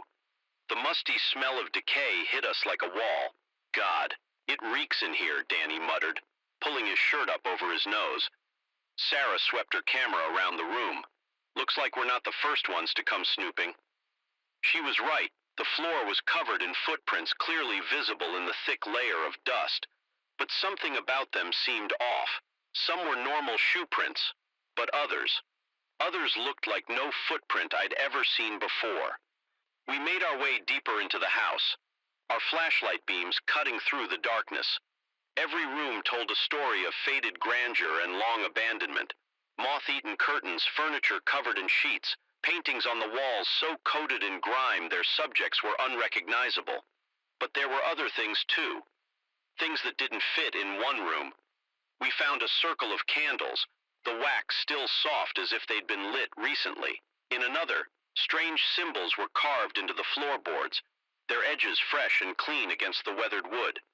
"Okay, this is officially creepy," Sarah said, her usual skepticism faltering. That's when we heard it. A thump from somewhere above us, followed by the unmistakable sound of footsteps. We all froze, looking at each other with wide eyes. Maybe it's just another explorer, Danny suggested, his voice barely above a whisper, but we all knew that couldn't be true. We hadn't seen any other cars on the long, overgrown driveway leading to the mansion, and those footsteps, they didn't sound quite right. Too heavy, too deliberate. We should check it out, I said, surprising myself. Part of me wanted to run, to get as far away from this place as possible, but a larger part, the part that had always pushed me to explore abandoned places and seek out the unknown, was burning with curiosity. We made our way up the grand staircase. Once plush carpet, now threadbare beneath our feet. The upper floor was, if possible, even more unsettling than the ground level. The hallway seemed to stretch on forever, doors lining both sides. And at the very end, a soft glow spilled out from beneath one of the doors. That's where we were heading now, inching our way down the hallway, every creak and groan of the old house setting our nerves on edge. As we neared the door, I could make out voices. They were too low to understand, but they didn't sound like any language I'd ever heard before. The cadence was all wrong, rising and falling in patterns that made my head spin if I listened too closely. We were just a few feet from the door when Sarah's camera beeped loudly, signaling a low battery. The voices inside the room immediately stopped. For a moment everything was silent. Then the door began to open. Run! I hissed, already turning back the way we'd come. We sprinted down the hallway, no longer caring about the noise we were making behind us. I heard something emerge from the room. Its footsteps were fast, too fast, gaining on us with inhuman speed. We flew down the stairs, taking them 3 at a time. I chanced to glance back and immediately wished I hadn't. A figure stood at the top of the stairs, silhouetted against the glow from the room. It was tall, impossibly tall. Its limbs too long and jointed in all the wrong places, and its face, where its face seen was just a swirling void, darker than the darkness around it. As we reached the bottom of the stairs, Danny tripped, sprawling across the floor. Sarah and I each grabbed an arm, hauling him to his feet, but we lost precious seconds. We could hear it coming down the stairs now, each step bringing it closer. We raced for the window we'd entered through, my lungs burning, my heart pounding so hard I thought it might burst. Sarah went through first, then Danny. As I was climbing through, I felt something cold brush against my ankle. I kicked out wildly and heard a hiss of pain that sounded almost human.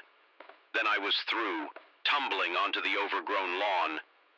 We ran to the car, not stopping until we were inside with the doors locked, as Danny gunned the engine. I looked back at the mansion. There, in one of the upper windows, I saw it. The face from the video. But now I knew it wasn't a face at all. Just a swirling mass of darkness that somehow radiated malevolence. We drove in silence, each lost in our own thoughts. It wasn't until we were miles away, the mansion long out of sight, that Sarah spoke. "My camera," she said, her voice shaking. "I dropped it when we were running. It's still in there." We all knew what that meant. Whatever footage she'd managed to capture of that thing was now lost. We had no proof of what we'd seen, what we'd experienced. But as I sat there, still trembling from our narrow escape, I realized that proof didn't matter. We knew what we'd seen, and somehow, I knew this wasn't over. Deep down we knew the truth. There were things in this world that defied explanation. Things that lurked in the shadows of abandoned places, waiting for foolish explorers like us. We never spoke about that night to anyone else who would believe us, but sometimes late at night I find myself drawn to the window, staring out into the darkness, and I can't shake the feeling that somewhere out there, in that crumbling mansion on the edge of town, something is staring back, waiting, watching. And I know with a certainty that chills me to my core that one day I'll have to go back. Because once you've glimpsed what lies beyond the veil of our ordinary world, you can never truly look away. The darkness calls, and sooner or later, you have to answer. You. As I sit here writing this down, I can't help but wonder what will I find when I return to that mansion? And more terrifyingly, what will find me? The screech of metal on metal pierced the night as the subway car ground to an unexpected halt. The fluorescent lights flickered ominously, casting eerie shadows across the faces of my fellow passengers.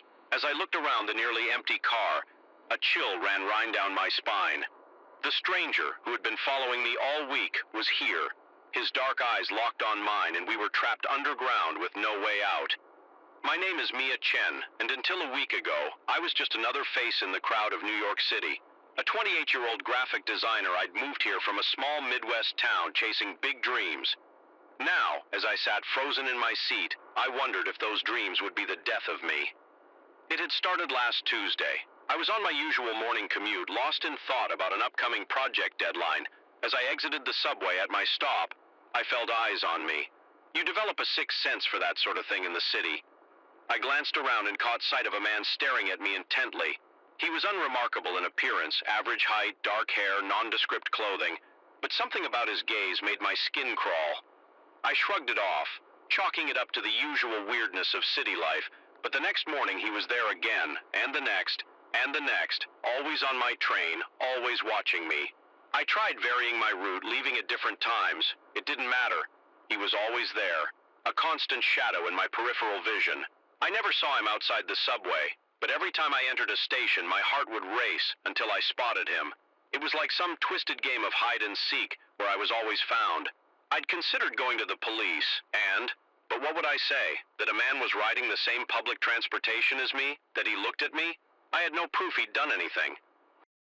Just a gnawing feeling of dread that grew with each passing day, which brought me to tonight.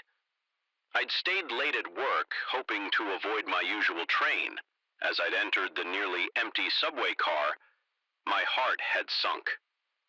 There he was, sitting calmly, as if he'd been waiting for me. I'd taken a seat as far from him as possible, my hand clutching my phone, 911 pre-dialed. We'd gone 2 stops, intense silence when the train had screeched to a halt. Now, as the shadows danced around us, I watched in horror as he slowly stood up. His movements were fluid, almost graceful as he made his way towards me. The few other passengers seemed oblivious to the tension, absorbed in their phones or dozing against the windows.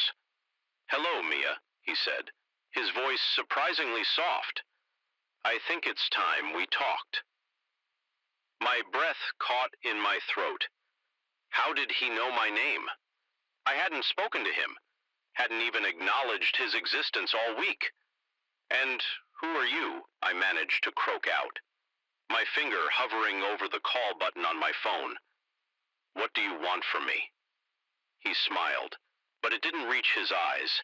Those remained cold, calculating. Who I am isn't important.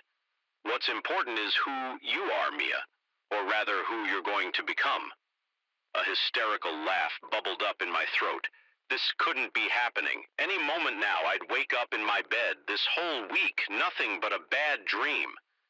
But the cold metal of the subway seat beneath me, the AC smell of the tunnel outside, the very real man standing before me, it was all too vivid to be a dream. "I don't understand," I said, hating how small my voice sounded. He sat down across from me, leaning forward with his elbows on his knees. "Of course you don't. Not yet, but you will. You see, Mia, you're special. You just don't know it yet." I shook my head, confusion and fear warring inside me. "I'm not special. I'm nobody. Just leave me alone, please." His eyes hardened. "You don't get to decide that, Mia. We've been watching you for a long time. We know what you're capable of. I glanced around the car suddenly, sure that the other passengers were in on it, that this was some elaborate setup. But they remained as disinterested as before. "Yes, he confirmed. "There are more of us than you can imagine, Mia. We have been guiding humanity from the shadows for millennia, and now it's your turn to join us." I stood up abruptly, no longer caring if I appeared crazy to the other passengers. I don't know what you're talking about, and I don't want to. Just stay away from me. I moved to push past him, intending to pound on the driver's compartment door if I had to. But as I tried to step around him, his hand shot out, gripping my wrist with inhuman strength. "You don't have a choice, me," he said, his voice still calm but with an edge of steel beneath it. "The process has already been having all week, the strange dreams, the moments when I swore I could hear other people's thoughts." "That's right," he said, as if reading my mind. Maybe he was. "Your abilities are awakening, but you need guidance. Training without us, you'll lose control. And trust me, you don't want that to happen." The lights in the subway car flickered again, and this time they stayed off. In the darkness, I felt something change in the air around us. It became charged, electric, and suddenly I could see everything. The thoughts of the other passengers flowed into my mind like water. The complex systems of the subway car laid themselves out before me like a 3D blueprint. And the man holding my wrist? I saw what he truly was. Not human. Not even close. I recoiled, yanking my arm free with strength I didn't know I possessed. "What are you?" I gasped in the darkness. His eyes began to glow with an inner light. "We are the Watchers, Mia. The guardians of humanity's evolution, and you are the next step." The subway car lurched, the lights sputtering back to life as if a spell had been broken. The world snapped back into normal focus. The other passengers stirred, grumbling about the delay. The man, the Watcher, stood up. "This isn't over, Mia. We'll be in touch." And just like that, he was gone. Not through a door, not to another part of the car. He simply vanished. Between one blink and the next, the train started moving again, and I sank back into my seat, my mind reeling. What had just happened? What was happening to me? As we pulled into the next station, I stumbled out onto the platform, gulping in the stale subway air like it was the freshest mountain breeze. My phone buzzed in my pocket with shaking hands. I pulled it out, a text from an unknown number. "Welcome to the truth, Mia. Your training begins tomorrow." I stared at the screen, a mix of terror and excitement coursing through me. Part of me wanted to run, to hide, to pretend none of this was happening. But a larger part, a part that felt like it was waking up after a long sleep, was curious, eager. Even as I made my way up to the street, the city seemed different, brighter somehow, more alive. I could feel the pulse of millions of lives around me, a symphony of thoughts and emotions I'd never been aware of before. I looked up at the night sky, barely visible through the light pollution and skyscrapers. Somewhere up there, I knew the Watchers were looking down, waiting. And I had a choice to make. Did I run from this newfound power and the mysterious beings that came with it? Or did I embrace it? Step into a world I never knew existed? As I walked home, my mind swirling with possibilities, I realized the choice had already hung low over the ocean, casting a silvery path across the waves. It was supposed to be the perfect night for a midnight swim. Instead, as I treaded water, my blood ran cold. Something large and powerful had just brushed against my leg. And it definitely wasn't a fish. The peaceful lapping of waves suddenly seemed ominous, hiding whatever lurked beneath the surface. And then, without warning, my friend Mark disappeared under the water with a strangled cry. My name is Jeff, and what started as a carefree beach night with friends had just turned into a nightmare. We were 4 recent college grads, me, Mark, Zoe, and Tyler, celebrating our last summer of freedom before diving into the real-world bind of corporate jobs and adult responsibilities. We'd been camping on this secluded beach for 3 days, and tonight was supposed to be the grand finale of our trip. The day had been perfect. Sunshine, beach volleyball, and cold beers around bonfire as we watched the sunset. As night fell and the moon rose, someone, I think it was Tyler, had suggested a midnight swim. "Come on, guys," he'd said, already stripping down to his swim trunks. "When are we ever going to get a chance like this again?" Full moon, warm water, not another soul for miles, we'd all agreed. Caught up in the magic of the moment, Zoe and I had changed into our swimsuits, while Mark had just chucked off his shirt and jumped in wearing his shorts. We'd waited out until the water reached our chests, laughing and splashing each other like kids. That's when I'd felt it. Something solid and alive brushing past my leg. I'd frozen, my laughter dying in my throat. "Guys," I'd started to say, but Mark's sudden disappearance cut me off. Now, as the ripples from where he'd vanished spread outward, we all stared at each other in shock. "Mark," Zoe called out, her voice trembling. "Mark, this isn't funny." But we all knew this wasn't a joke. Mark was a strong swimmer, but he'd gone under so fast without even a splash. "We need to get out of the water," Tyler said, his usual bravado replaced by naked fear. Now we started swimming toward shore, our strokes frantic and uncoordinated. I could feel panic rising in my chest, threatening to overwhelm me. I forced it down, focusing on the rhythmic movement of my arms cutting through the water. We were about halfway to the beach when I heard Zoe scream. I turned to see her being pulled backward, her arms flailing. "Something's got my leg," she shrieked, terror distorting her features. Tyler and I swam towards her, but it was like trying to move through molasses. The water seemed to have thickened. Resisting our every movement, Zoe disappeared under the surface just as we reached her. "No," I yelled, diving down after her. The salt water stung my eyes as I peered into the murky depths. For a moment I saw nothing, then a flash of pale skin and a cloud of bubbles. Zoe was about 10 feet below me, sinking fast, and wrapped around her leg was something in the dim moonlight filtering through the water. I couldn't make out details. Just a long, sinuous shape that didn't belong to any sea creature I knew. My lungs burning, I surfaced for air. Tyler was right beside me, his eyes wide with fear. "Did you see her?" he gasped. I nodded, unable to speak. We both took deep breaths and dove down again. This time there was no sign of Zoe, just endless dark water. We came up again, panting and disoriented. The shore seemed impossibly far away. "Now we have to get out of here," Tyler said, his voice cracking. "We can't help them if we're dead too." The logic of his words cut through my panic. He was right. Whatever was in the water with us, we were no match for it. Our only hope was to get to shore and call for help. We started swimming again, pushing ourselves to our limits. Every splash, every ripple in the water made my heart race. I kept expecting to feel something grab my leg, to be pulled down into the depths like Mark and Zoe. We were maybe 20 yards from shore when Tyler let out a choked gasp. I turned to see him struggling against something I couldn't see, his head barely above water. "Jess," he cried out, reaching for me. "Help!" I swam towards him, my arms feeling like lead.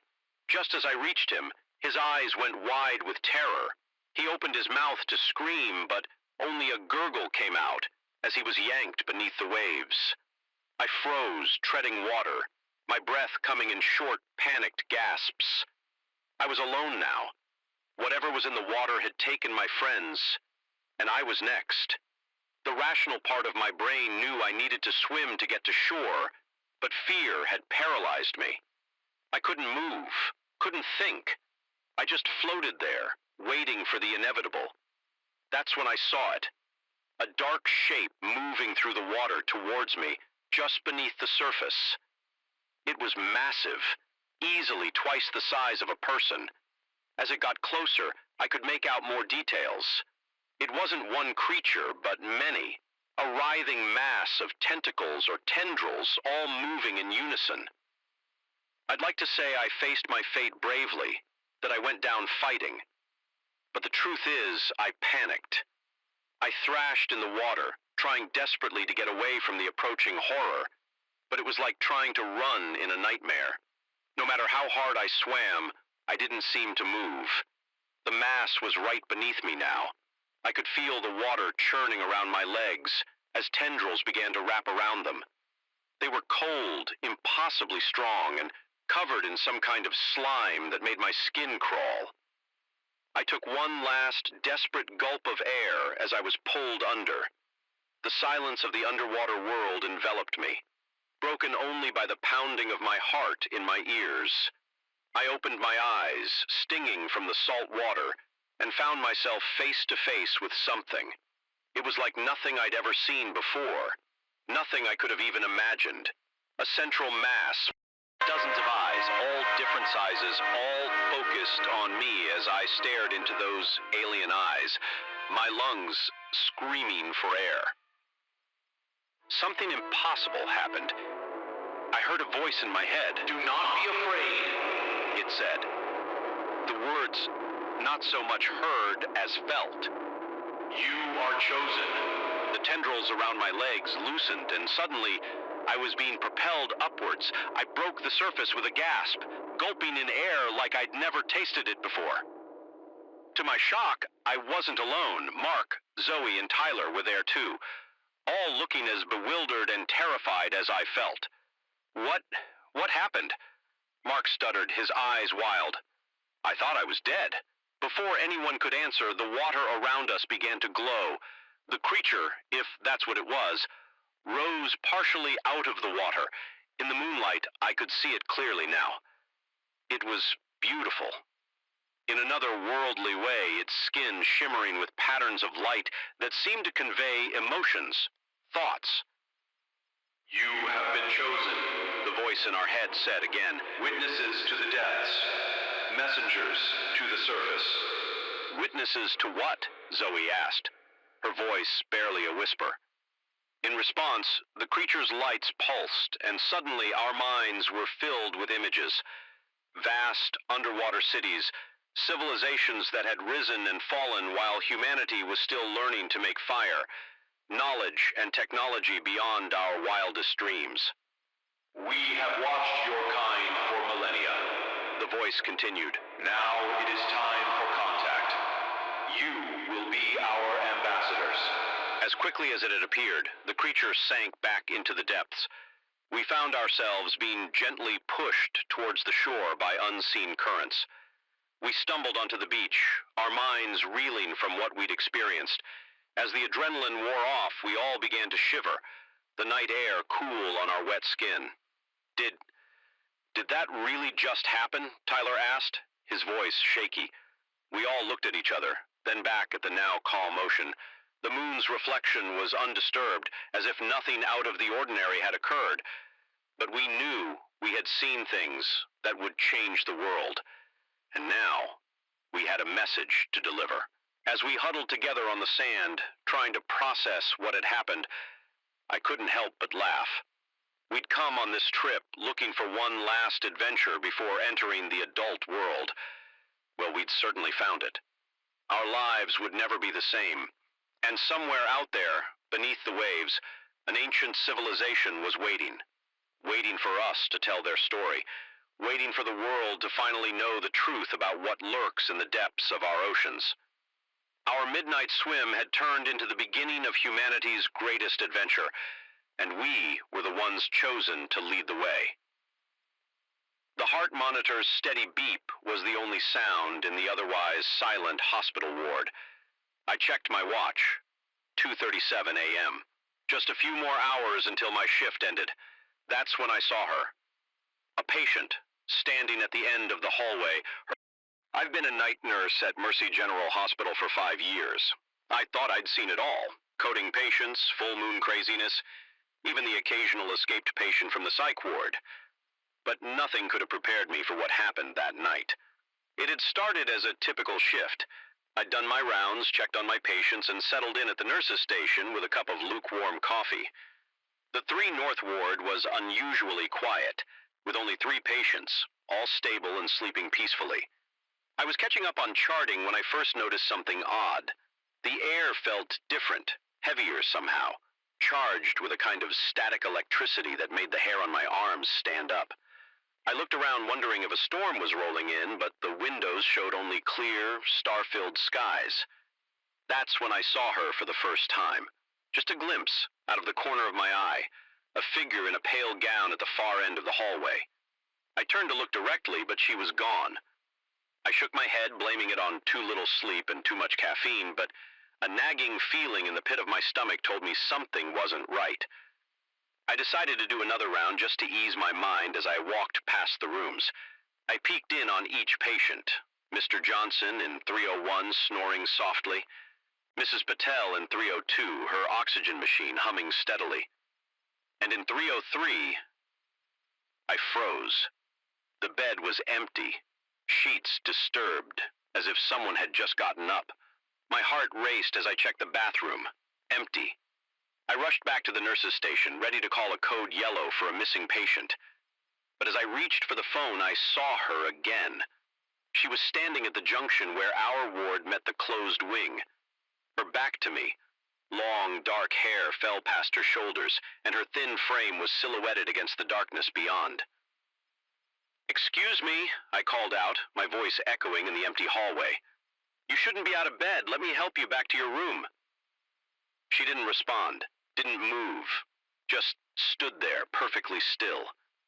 A chill ran down my spine, but I pushed it aside. I was a professional, and this was clearly a confused patient who needed help. I walked towards her, my footsteps sounding unnaturally loud out on the linoleum floor. "Ma'am," I said as I got closer, "are you all right?" Still no response. I was only a few feet away now. I reached out to touch her shoulder, and my hand passed right through her. I stumbled back, my heart pounding. The figure slowly turned, and I found myself staring into the face of a young woman. Her skin was pale, almost translucent, and her eyes were completely black, like empty voids.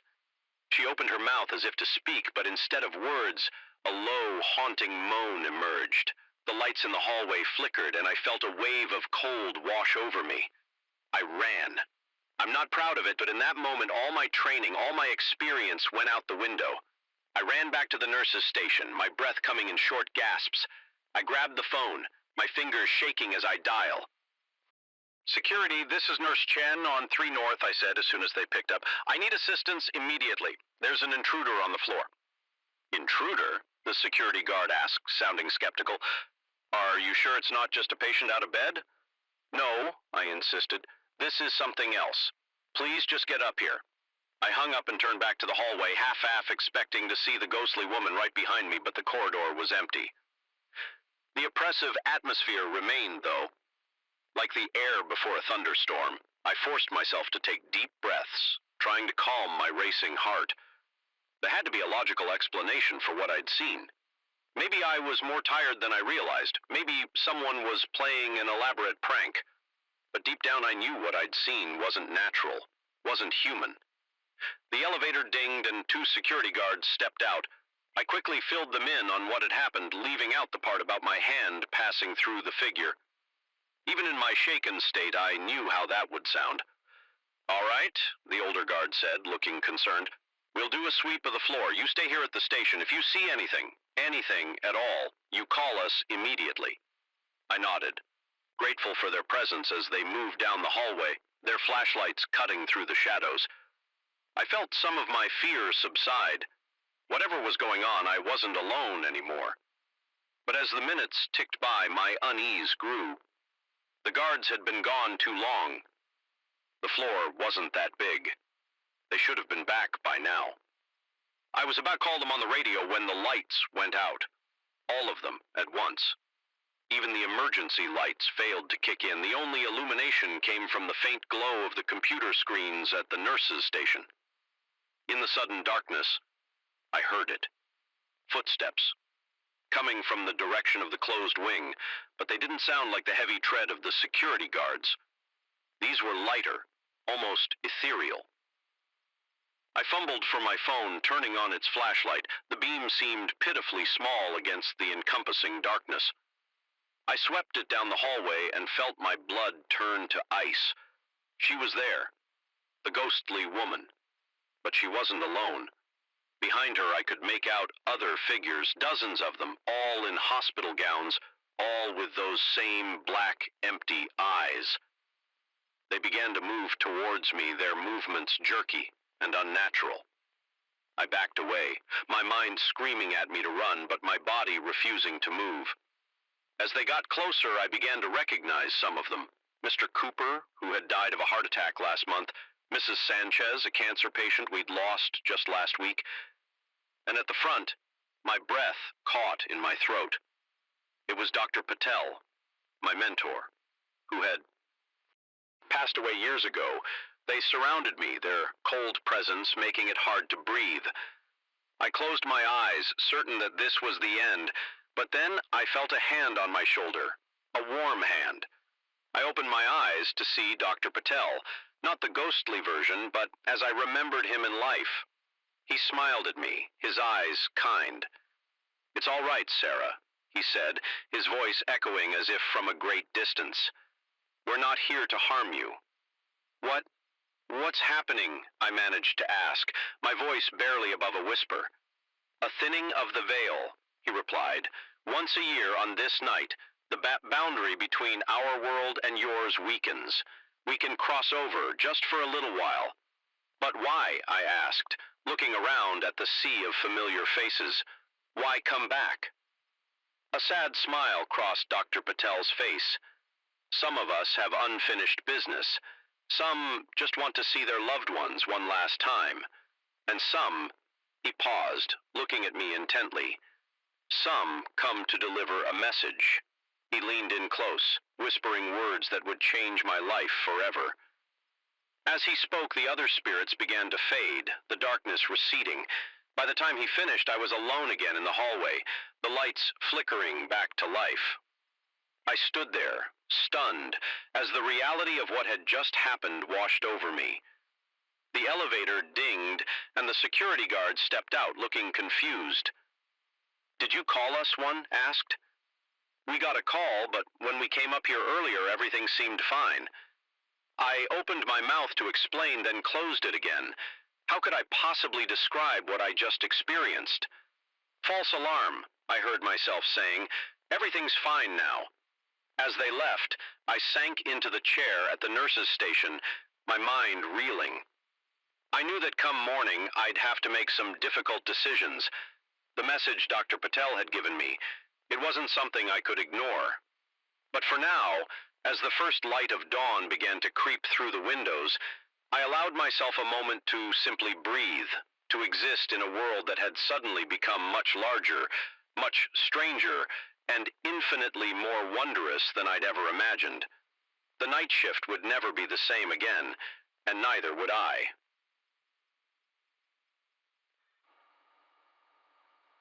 The crackle of static from the baby monitor sent a chill down my spine. I'd put the kids to bed an hour ago, but what I heard next made my blood run cold. It wasn't the sound of a fussy baby or a child having a nightmare. It was a man's voice, low and menacing, whispering, "I see you." I froze, my eyes darting to the front door I'd locked hours ago, then to the stairs leading to the children's bedrooms. How could someone be up there? And more terrifying, in L, how long had they been watching us? My name is Emily, and what started as a routine babysitting gig quickly turned into the most terrifying night of my life. I'm a 17-year-old high school senior, saving up for college by watching the neighbors' kids a few nights a week. The Petersons were great.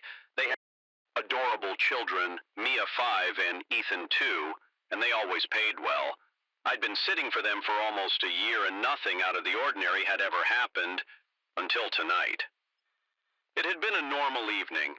I'd arrived at 6 p.m. just as Mr. and Mrs. Peterson were heading out for their date night. They'd left money for pizza, emergency contact numbers on the fridge, eyes and strict instructions for the kids to be in bed by 8:30. We'd be back around midnight. Mrs. Peterson had said, giving me a warm smile, "Call if you need anything." The first few hours went smoothly.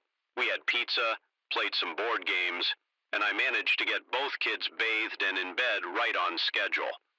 I'd settled onto the living room couch with my homework, enjoying the quiet. That's when I first noticed something odd. A flicker of movement outside the window caught my eye. I got up to look, but the front yard was empty, bathed in the orange glow of the street lights. Must have been a cab or something, I thought, shrugging it off. But as I sat back down, I couldn't shake the feeling that I was being watched. The hairs on the back of my neck stood up, and every creak of the old house made me jump. I turned on the TV, hoping the background noise would calm my nerves. It was just past 11 p.m. when I heard that chilling voice through the baby monitor. My first instinct was to run to get out of the house and call the police, but I couldn't leave the children. What if the intruder was already up there with them? With shaking hands, I picked up my phone. I had to call for help, but I was afraid any noise might alert the intruder. I decided to text Mr. Peterson instead. Emergency, someone in the house, call police. Seconds after I hit send, my phone buzzed with an incoming call. Mr. Peterson? I declined it, terrified that the ringtone might have been heard upstairs. Instead, I texted again. Can't talk, he's upstairs with the kids. Please hurry. The response came quickly. Police on their way. We're coming home now. Stay safe. I stood at the bottom of the stairs, my heart pounding so hard I was sure it could be heard throughout the house. Should I go up, try to get the kids out, or would that put them in more danger? Before I could decide, I heard footsteps overhead. Slow, deliberate steps moving from one bedroom to the other, then silence. The baby monitor crackled to life again. Come upstairs, Emily, the voice said, sending shivers down my spine. The children want to say goodnight.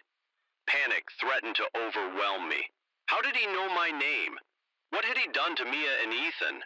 I looked at my phone, praying to see flashing lights outside, but the street remained dark and quiet. I took a deep breath, trying to steady myself. I had to do something. I couldn't just stand here while some maniac was upstairs with those innocent kids. I looked around for a weapon, anything I could use to defend myself. My eyes landed on a heavy table lamp. It wasn't much, but it was better than nothing. I unplugged it and gripped it tightly, my palms sweaty against. I placed my foot on the first step. It creaked loudly. I froze, listening intently, but heard nothing from upstairs. Slowly, carefully, I began to climb. Each step felt like an eternity. The silence was oppressive, broken only by the sound of my ragged breathing and the pounding of my heart. As I reached the top of the stairs, I paused, trying to decide which room to check first. Mia's room was closest. The door was ajar, a sliver of darkness visible through the crack. I pushed it open slowly, wincing at the slight squeak of the hinges. The room was dark, illuminated only by the glow of Mia's nightlight. I could make out her small form under the covers, apparently asleep. But where was the intruder? I moved to Mia's bed, gently shaking her shoulder. Mia, I whispered. Mia, wake up. We need to go. She didn't stir. Fear clutched at my heart as I pulled back the covers. It wasn't Mia. It was just pillows, arranged to look like a sleeping child. A floorboard creaked behind me. I spun around, raising the lamp, ready to swing, but the doorway was empty. The hallway beyond was dark and still. My breathing was coming in short gasps now. Where were the kids? Where was the intruder? I backed out of Mia's room, my eyes darting from shadow to shadow. Ethan's room was next. The door was closed. With a trembling hand, I reached for the knob. Just as my fingers touched the cool metal, I heard it, a giggle, a child's giggle, coming from downstairs. I froze, my mind reeling. How was that possible? I'd been at the bottom of the stairs this whole time. No one could have gotten past me unless they'd been down there all along. The realization hit me like a physical blow. The intruder hadn't been upstairs. He'd been downstairs with me this whole time. And now he had the children. I turned to run back downstairs, but as I did, the door to Ethan's room swung open. The man stood there, a dark silhouette against the deeper darkness of the room. He was tall, impossibly tall, his head nearly touching the top of the door frame. "Hello, Emily," he said, his voice the same chilling whisper I'd heard on the baby monitor. "I've been waiting for you." I didn't think, I just reacted. I swung the lamp with all my might, aiming for where I thought his head would be. There was a sickening crunch as it connected, and the figure crumpled to the ground. I didn't wait to see if he was out cold. I ran, taking the stairs 2 at a time, nearly falling in my haste. I could hear the children now, their voices coming from the kitchen. I burst into the kitchen, ready to grab the kids and run, but what I saw stopped me in my tracks. Mia and Ethan were sitting at the... Mr. Peterson stepped forward, placing a gentle hand on my shoulder. "Emily, there's no one else here. We came home early and found the kids awake. They said you told them they could have a midnight snack." I shook my head, unable to form words. This couldn't be happening. It had all felt so real. Mrs. Peterson guided me to a chair, her face etched with concern. "I think you might have fallen asleep, dear. Had a nightmare, perhaps?" As the adrenaline began to fade, doubt crept in. Had it all been a dream? But it had felt so vivid, so terrifyingly real. "But I hit him," I mumbled upstairs with the lamp. Mr. Peterson disappeared upstairs, returning a few moments later. "All the lamps are where they should be, Emily, and there's no one up there." I sat there, my mind reeling as the Petersons tried to comfort me. They assured me it was just a bad dream, probably brought on by stress from school. They even offered to drive me home. But as I gathered my things to leave, still shaken, I couldn't shake the feeling that something wasn't right. Dream or not, the fear had been real. The voice on the baby monitor, the feeling of being watched. It had all felt too vivid to be just a nightmare. As Mr. Peterson drove me home, I stared out the window at the dark, quiet streets. I knew one thing for certain.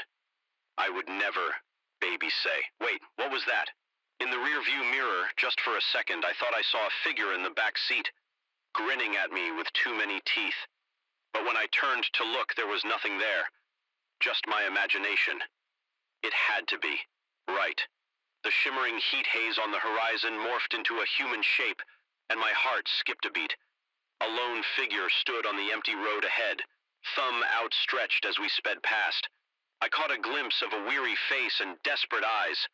My wife Sarah let out a small gasp. "Did you see that?" she asked. I nodded, my knuckles white on the steering wheel, because I had seen it, and I knew we'd see it again. The same hitchhiker, miles down the road, impossibly ahead of us. My name is Mike Callahan, and what started as a cross-country road trip with my wife quickly descended into a nightmare that defied explanation. We had been driving for hours through the Nevada desert, the monotonous landscape broken only by the occasional gas station or ramshackle diner. It was our 5th wedding anniversary, and we decided to drive from our home in San Francisco to the Grand Canyon, taking the scenic route through the heart of the American Southwest. The first few days had been great. We'd sung along to old songs on the radio, played silly road trip games, and marveled at the changing landscapes.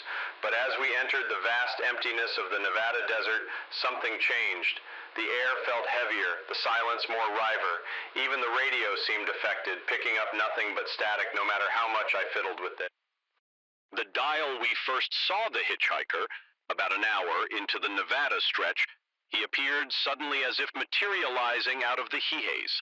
A lone figure on the side of the road, arm outstretched, eyes hidden behind dark sunglasses as we zipped past at 70 miles per hour. I caught only a fleeting glimpse, tan skin, ragged clothes, a backpack that had seen better days. "Should we have stopped?" Sarah asked, twisting in her seat to look back. I shook my head. "You know the rules, honey. Never pick up hitchhikers, especially out here in the middle of nowhere." She nodded, but I could see the concern in her eyes. "I hope he'll be okay. It's brutal out there," I assured her. Someone else would probably pick him up, and we continued on our way. but I couldn't shake an uneasy feeling that had settled in the pit of my stomach. About 20 minutes later, we saw him again. Same pose, same clothes, same desperate stance. But this was impossible. We had been driving at top speed, and there was the distance just gone there 1 second and vanished the next. Sarah and I looked at each other, both pale and shaking. "Did that just happen?" she asked, her voice barely above a whisper. I nodded, unable to form words. My mind was reeling, trying to make sense of what we just experienced. But there was no making sense of it. It defied all logic, all reason. With shaking hands, I put the car back into drive and slowly accelerated. We drove in silence, both lost in our own thoughts, jumping at every shadow and shimmering heat mirage on the horizon as the sun began to set, painting the desert in shades of orange and purple. We spotted a small diner on the side of the road. By unspoken agreement, I pulled in. We both needed a break, a chance to collect ourselves and maybe find some normali and a cup of coffee and a slice of pie. The diner was nearly empty, just a couple of truckers at the counter and an old man in a booth by the window. As we slid into a booth, a waitress approached, her name tag identifying her as Darlene. "What can I get you folks?" she asked, her pen poised over her notepad. We ordered coffee and pie, and as Darlene walked away, I found myself blurting out, "Have you ever heard any strange stories about this stretch of road?" Darlene paused, turning back to us with a frown. Strange how I hesitated, not sure how to explain without sounding crazy, like unexplainable things, people seeing things that can't be real. A look passed over Darlene's face, concern mixed with something else. Recognition, maybe? She glanced around the diner, then leaned in close. "You saw him, didn't you?" she whispered. "The hitchhiker." Sarah gasped, and I felt a chill run down my spine. "You know about him?" I asked. Darlene nodded solemnly. "He's been haunting this road for as long as anyone can remember. Some say he's the ghost of a man who died out here forever trying to catch a wrong to safety. Others say he's something else, something not of this world." She straightened up, her expression becoming guarded. "But that's just silly, superstition, of course. I'm sure whatever you saw was just a trick of the light. The desert can play havoc with your senses, you know?" With that, she hurried off to get our order. Sarah and I sat in stunned silence, trying to process what we just heard. "Mike," Sarah said finally, her voice trembling, "I want to go home. I don't care about the Grand Canyon anymore. I just want to get out of here." I nodded, reaching across the table to squeeze her hand. "We'll leave first thing in the morning. We'll find a motel for the night and then head back to California at dawn." But as I said it, a nagging doubt noted at me. Would it be that easy? Would the hitchhiker let us leave? We ate our pie in silence, both lost in our own thoughts as we were paying. I noticed the old man in the booth by the window watching us intently as part of me screamed not to engage, not to know more. The old man's rheumy eyes fixed on me. "He's not looking for a ride, son. He's looking for a replacement. Someone to take his place on this God-forsaken stretch of road so he can finally move on." A chill ran through me. "How do you know all this?" A sad smile crossed the old man's weathered face. "Because I've been running from him for 40 years. Ever since that night, I drove past him thinking I was being smart by not picking up a hitchhiker." He turned back to the window, his eyes scanning the darkening desert outside. "You can't escape him," he repeated softly. "No matter how far or fast you drive, he'll always be there, waiting until you give in. Or until you find someone else to take your place." Sarah tugged at my arm, her eyes wide with fear. "Let's go, Mike, please." I nodded, guiding her out of the diner as we walked to our car. The old man's words echoed in my head. You can't escape him. We drove through the night pushing the speed limit, both of us jumping at every shadow on the road. But no matter how fast we went, no matter how many miles we put behind us, I couldn't shake the feeling that we were being followed, and every time I looked in the rearview mirror, I half expected to see a gaunt figure in the back seat grinning at me with too many teeth ready to claim his replacement. The desert stretched endlessly before us, and I knew with a certainty that chilled me to my core that our journey was far from over. The hitchhiker was out there waiting, and sooner or later, we would have to face him again. The first knock came at midnight, a soft tapping that barely registered over the howling wind. I ignored it, chalking it up to debris blown against the lighthouse door. But as the night wore on, the knocking grew louder, more insistent. By 3 a.m., it had become a pounding that shook the very foundation of my solitary home. And still, the storm raged on, making any visitors impossible. As I descended the spiral staircase, flashlight in hand, I couldn't shake the feeling that whatever waited on the other side of that door wasn't human. My name is Jack Harper, and I've been the keeper of the Black Rock Lighthouse for the past 5 years, perched on a tiny rocky island off the coast of Maine. Black Rock has been guiding ships safely through treacherous waters for over a century. It's a solitary life, but one I've grown to love. The peaceful isolation, the rhythm of the tides, the satisfaction of maintaining this beacon of hope for sailors. It suited me perfectly, or at least it did, until that stormy night in late October. The day had started normally enough. I'd gone about my usual routine, checking the light, maintaining the equipment, logging weather conditions. But as evening approached, the sky had darkened ominously. The weather report crackled over my... In full force, rain lashed against the windows, driven sideways by howling winds. Waves crashed against the rocky shore, sending spray high enough to reach the lower windows of the lighthouse as I climbed the stairs to light the beacon. I couldn't help but feel a sense of pride. This was why I was here. On nights like this, my light might be the only thing standing between a ship and disaster.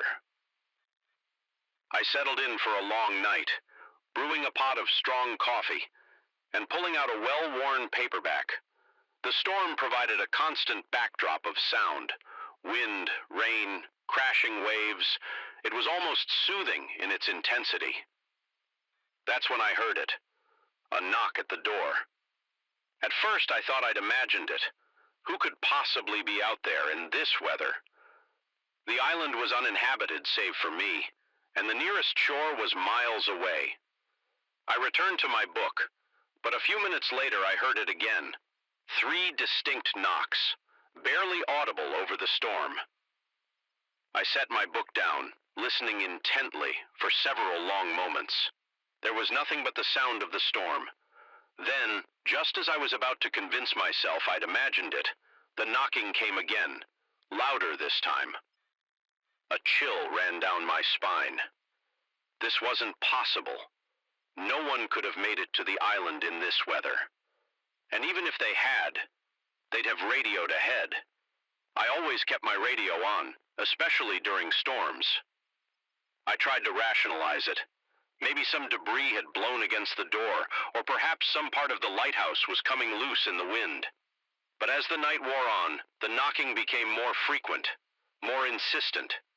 It moved around the lighthouse, sometimes at the front door, sometimes at the back, occasionally even seeming to come from the windows high above. By 3 a.m., it had become a constant rhythmic pounding that I could feel through the floors. It was impossible to ignore, impossible to explain away. Fear and curiosity warred within me. Every instinct screamed at me to stay put, to wait out the storm and pretend I couldn't hear the impossible knocking. But another part of me needed to know, needed to understand what was happening. With shaking hands, I picked up my heavy-duty flashlight. Its weight was reassuring in my hand. As I began to descend the spiral staircase, the pounding grew louder. As I approached the door, I could feel the vibrations through the soles of my feet. My heart was racing, my palms sweaty. On the flashlight, I reached for the door handle, then hesitated. What if it was someone who needed help? A shipwreck survivor, perhaps, who had somehow made it to the island. I couldn't just leave them out there in the storm. Taking a deep breath, I undid the locks and pulled the door open. The wind nearly knocked me off my feet, driving rain and sea spray into my face. I raised the flashlight, squinting against the onslaught. There was no one there. I swept the beam of light across the small porch, then out towards the rocks. Nothing but wind and flooded through me, followed quickly by confusion. If no one was there, what had been making that noise? That's when I saw it. Just at the edge of my flashlight's beam, down by the shore, a figure, standing motionless. Amidst the chaos of the storm, I blinked. Sure, I was seeing things, but when I looked again, and it was still there, tall and thin, it seemed to be wearing some kind of long coat that whipped about in the wind. Its face was hidden in shadow. "Hello?" I called out, my voice nearly lost in the howling wind. "Do you need help?" The figure didn't move, didn't respond, just stood there, facing the lighthouse, facing me. A wave of unease washed over me. Something about this was very, very wrong. I was about to retreat inside and radio for help when the figure moved. It raised one arm, pointing directly at me, and then, impossibly, it began to walk forward. Not along the shore, but straight towards me, across the surface of the churning water. I slammed the door shut, my heart pounding. This couldn't be happening. I must be dreaming or hallucinating from lack of sleep. But even through the thick door, I could hear it. Footsteps, slow and deliberate, coming up the path to the lighthouse. And then, the knocking began. Again, no longer all around, but focused on the door right in front of me. Slow, heavy thuds that shook dust from the ceiling. I backed away, my mind reeling. What was out there? What did it want? The pounding continued, growing louder, more insistent. I could see the door shuddering in its frame with each impact. I turned and ran, taking the stairs two at a time. I didn't stop until I reached the top of the lighthouse, bursting out onto the gallery that surrounded the beacon. The storm raged around me, wind and rain lashing at my face. I gripped the railing, peering down at the entrance to the lighthouse. The door was open. As I watched, a figure emerged. Even from this height, I could tell it wasn't human. Its movements were too fluid, its proportions all wrong. It paused, then slowly turned its face up towards me. I caught a glimpse of pale, waterlogged flesh, of eyes that glowed with an eerie phosphorescent light, of a mouth that opened far too wide, revealing row upon row of sharp teeth. It raised one long, distorted arm pointing at me again, and then it began to climb. Not using the stairs inside, but scaling the outside of the lighthouse. Its movements were quick, jerky, like a spider crawling up the wall. I stood, frozen in horror, unable to move as it drew closer. The wind carried its voice to me, a sound like rushing water and grinding stones that somehow formed words. "Keeper," it said, "your time has come." In that moment, I understood the stories I'd dismissed as superstition, the warnings from the old-timers about the true duties of a lighthouse keeper. We weren't just here to guide ships. We were guardians, keeping at bay things that lurked in the deep, things that saw our lights as a challenge, and sometimes those things came to replace us. As the creature reached the gallery, pulling itself up with those long, distorted limbs, I made a choice. I was the keeper of Black Rock Lighthouse, and I would do my duty. I turned to the beacon, its light still shining bright despite the storm. With a silent apology to any ships that might be relying on it, I switched it off. The creature paused as if confused by the sudden darkness. I took advantage of its hesitation, ducking past it and racing down the stairs. I could hear it behind me, chittering and scratching as it gave chase, but I had lived in this lighthouse for years. I knew every step, every turn. I reached the bottom and ran out into the storm, not stopping until I reached the shore there. I turned to face the creature that had followed me. It loomed over me, its form seeming to shift and flow in the darkness. But now that we were away from the lighthouse, it seemed less sure of itself. "You are the keeper," it said, its voice full of confusion and what might have been fear. I stood my ground, rain and sea spray soaking me to the bone. "I am," I replied, "and this is my light, my duty. You have no power here." For a long moment we stood there, human and monster, facing each other amidst the storm. Then, slowly, the creature began to retreat. It moved backwards, step by step, until it reached the water's edge. With one last look at me, it sank beneath the waves. As soon as it disappeared, I ran back to the lighthouse. My hands were shaking as I relit the beacon, its bright beam cutting through the storm. Once more, I spent the rest of the night in the lantern room, watching the sea for any sign of the creature's return. But there was nothing, just the gradually calming storm and eventually the first light of dawn.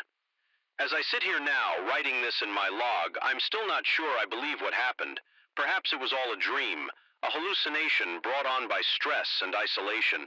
But I know deep in my bones that it was real, that there are things out there in the deep that see our lights as a challenge, and that as long as there are lighthouse keepers, we'll be here to face them. The storm has passed and a new day is beginning. I have work to do, cleaning up debris, checking for damage, logging the night's events in carefully coded language that won't raise alarms with my superiors. But as I go about my duties, I'll keep one eye on the sea, because I know now that my job is more than just keeping the light burning.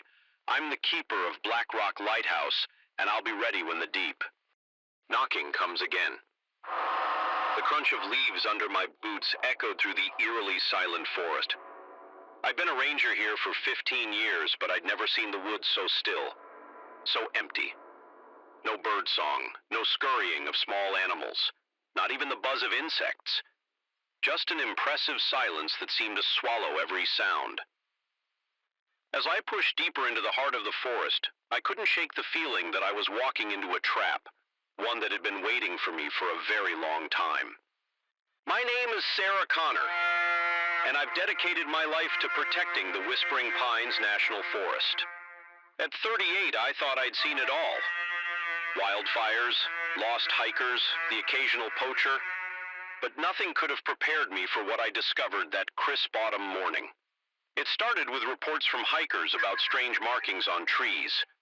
At first, I dismissed them as the work of bored teenagers or overzealous nature enthusiasts. But as the reports kept coming in, each more unsettling than the last, I knew I had to investigate. I set out at dawn, my backpack loaded with supplies for a day's hike. The morning was cool and misty, typical for October in this part of the country, but as I drove deeper into the forest, following the GPS coordinates from the latest report, something felt off. The mist seemed thicker than usual, clinging to the trees in a way that made them look almost skeletal. And the silence. God. The silence, God. I've always loved the peacefulness of the forest, but this was different. This was wrong. I parked my truck at the trailhead and set out on foot. The path was familiar. I'd hiked it countless times before, but today it felt alien. The trees seemed to loom over me, their branches reaching out like gnarled fingers. About 2 miles in, I saw the first marking. It was carved into the trunk of an old oak, the wood still oozing sap. The symbol was unlike anything I'd ever seen, a complex swirl of lines that seemed to shift and change. The longer I looked at it, I snapped a picture with my phone, then reached out to touch the carving. The wood was warm beneath my fingers, much warmer than it should have been. And was it pulsing? I jerked my hand back, my heart racing. This was no prank. Whatever had made this mark wasn't human. As I continued down the trail, I found more symbols. They appeared at irregular intervals, always on the largest, oldest trees. Each one was different, but they all gave me the same uneasy feeling, like they were watching me. The deeper I went, the stranger the forest became. The trees grew larger, their trunks twisted into impossible shapes. Undergrowth became dense with plants I didn't recognize, their leaves an unnatural shade of purple. I checked my GPS, frowning at the screen. According to this, I was miles off course in a part of the forest that didn't match any of my maps, but that was impossible. I knew these woods like the back of my hand. Just as I was considering turning back, I heard it. A low, rhythmic chanting coming from somewhere up ahead. The sound sent a chill down my spine, but I pressed on. I had to know what was happening to my forest. I emerged into a clearing and froze, my mind struggling to process what I was seeing. In the center stood a massive stone structure, a circle of rough H monoliths, each easily 20 feet tall. They were covered in the same strange symbols I'd seen on the tree, but it was what was happening inside the circle that made my blood run cold. A group of figures dressed in long robes were moving in a slow, synchronized dance. Their chanting grew louder as I watched, the words in no language I'd ever heard. I ducked behind a tree, my heart pounding. What the hell was this? Some kind of cult? But how had they built this structure without anyone noticing? As I watched, one of the figures broke away from the group. It moved to the center of the circle. Raising its arms, the chanting reached a fever pitch, and suddenly the air in the center of the circle began to ripple like heat haze, but more substantial, more real. The ripple grew, expanding outward until it formed a shimmering portal about 10 feet east across, and through that portal, I caught a glimpse of something. A landscape that wasn't Earth. Skies that weren't our skies, creatures that defied description. I must have made a sound, a gasp, a whimper, I'm not sure, but suddenly, all activity in the circle stopped, as one. The robed figures turned to look in my direction. I ran. I ran faster than I'd ever run in my life, crashing through the underbrush, branches whipping at my face. I could hear them behind me, their footsteps unnaturally fast as they're chanting now, a guttural growl that seemed to come from everywhere at once. I don't know how long I ran. Time seemed to lose all meaning in that twisted version of my forest. But eventually I burst out of the trees and found myself back at my truck. I fumbled with the keys, my hands shaking so badly I could barely get them in the ignition. As I peeled out of the parking area, I chanced to look in the rearview mirror. The forest behind me was dark, the trees pressing close to the road. And just at the edge of the tree line, I saw them. A line of robed figures standing perfectly still, watching me drive away. I didn't stop driving until I reached the ranger station. My colleagues Mike took one look at my pale, sweat-soaked face and sat me down with a Jesus. Cup of strong coffee, I told him everything. My words tumbling out in a frantic jumble. To his credit, Mike listened without interrupting. When I finished, he was quiet for a long moment. "Sarah," he said finally, his voice gentle, "I think you need to take some time off. The stress of the job, it can get to you sometimes." "No," I cut him off. "Mike, I'm not crazy. I know what I saw. Check my phone. I took pictures of the symbols." With shaking hands, I pulled out my phone. But when I opened the photo gallery, my heart sank. The pictures were there, but they were wrong. Blurry, distorted, showing nothing but indistinct shapes in the woods. Mike patted my shoulder. "Get some rest, Sarah. We'll talk more tomorrow." But I knew there would be no rest for me. Not now. Not ever again. Because I knew the truth. Something was happening in my forest. Something beyond human understanding. And I was the only one who knew about it. In the days that followed, I tried to go back to find the clearing, to gather evidence. But it was like the forest itself was working against me. Trails that should have been familiar led me in circles. My GPS malfunctioned. Even my compass spun wildly, unable to find true north. I've spent countless hours poring over old books, researching occult symbols and interdimensional theories. I've reached out to experts in fields ranging from archaeology to quantum physics. Most dismiss me as a crackpot. A few have shown interest, but none have been able to explain what I saw.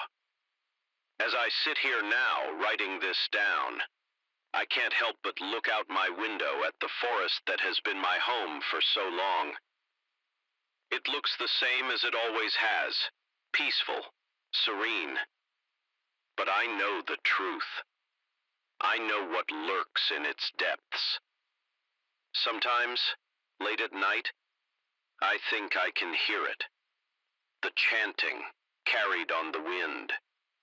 A reminder that what I saw was real.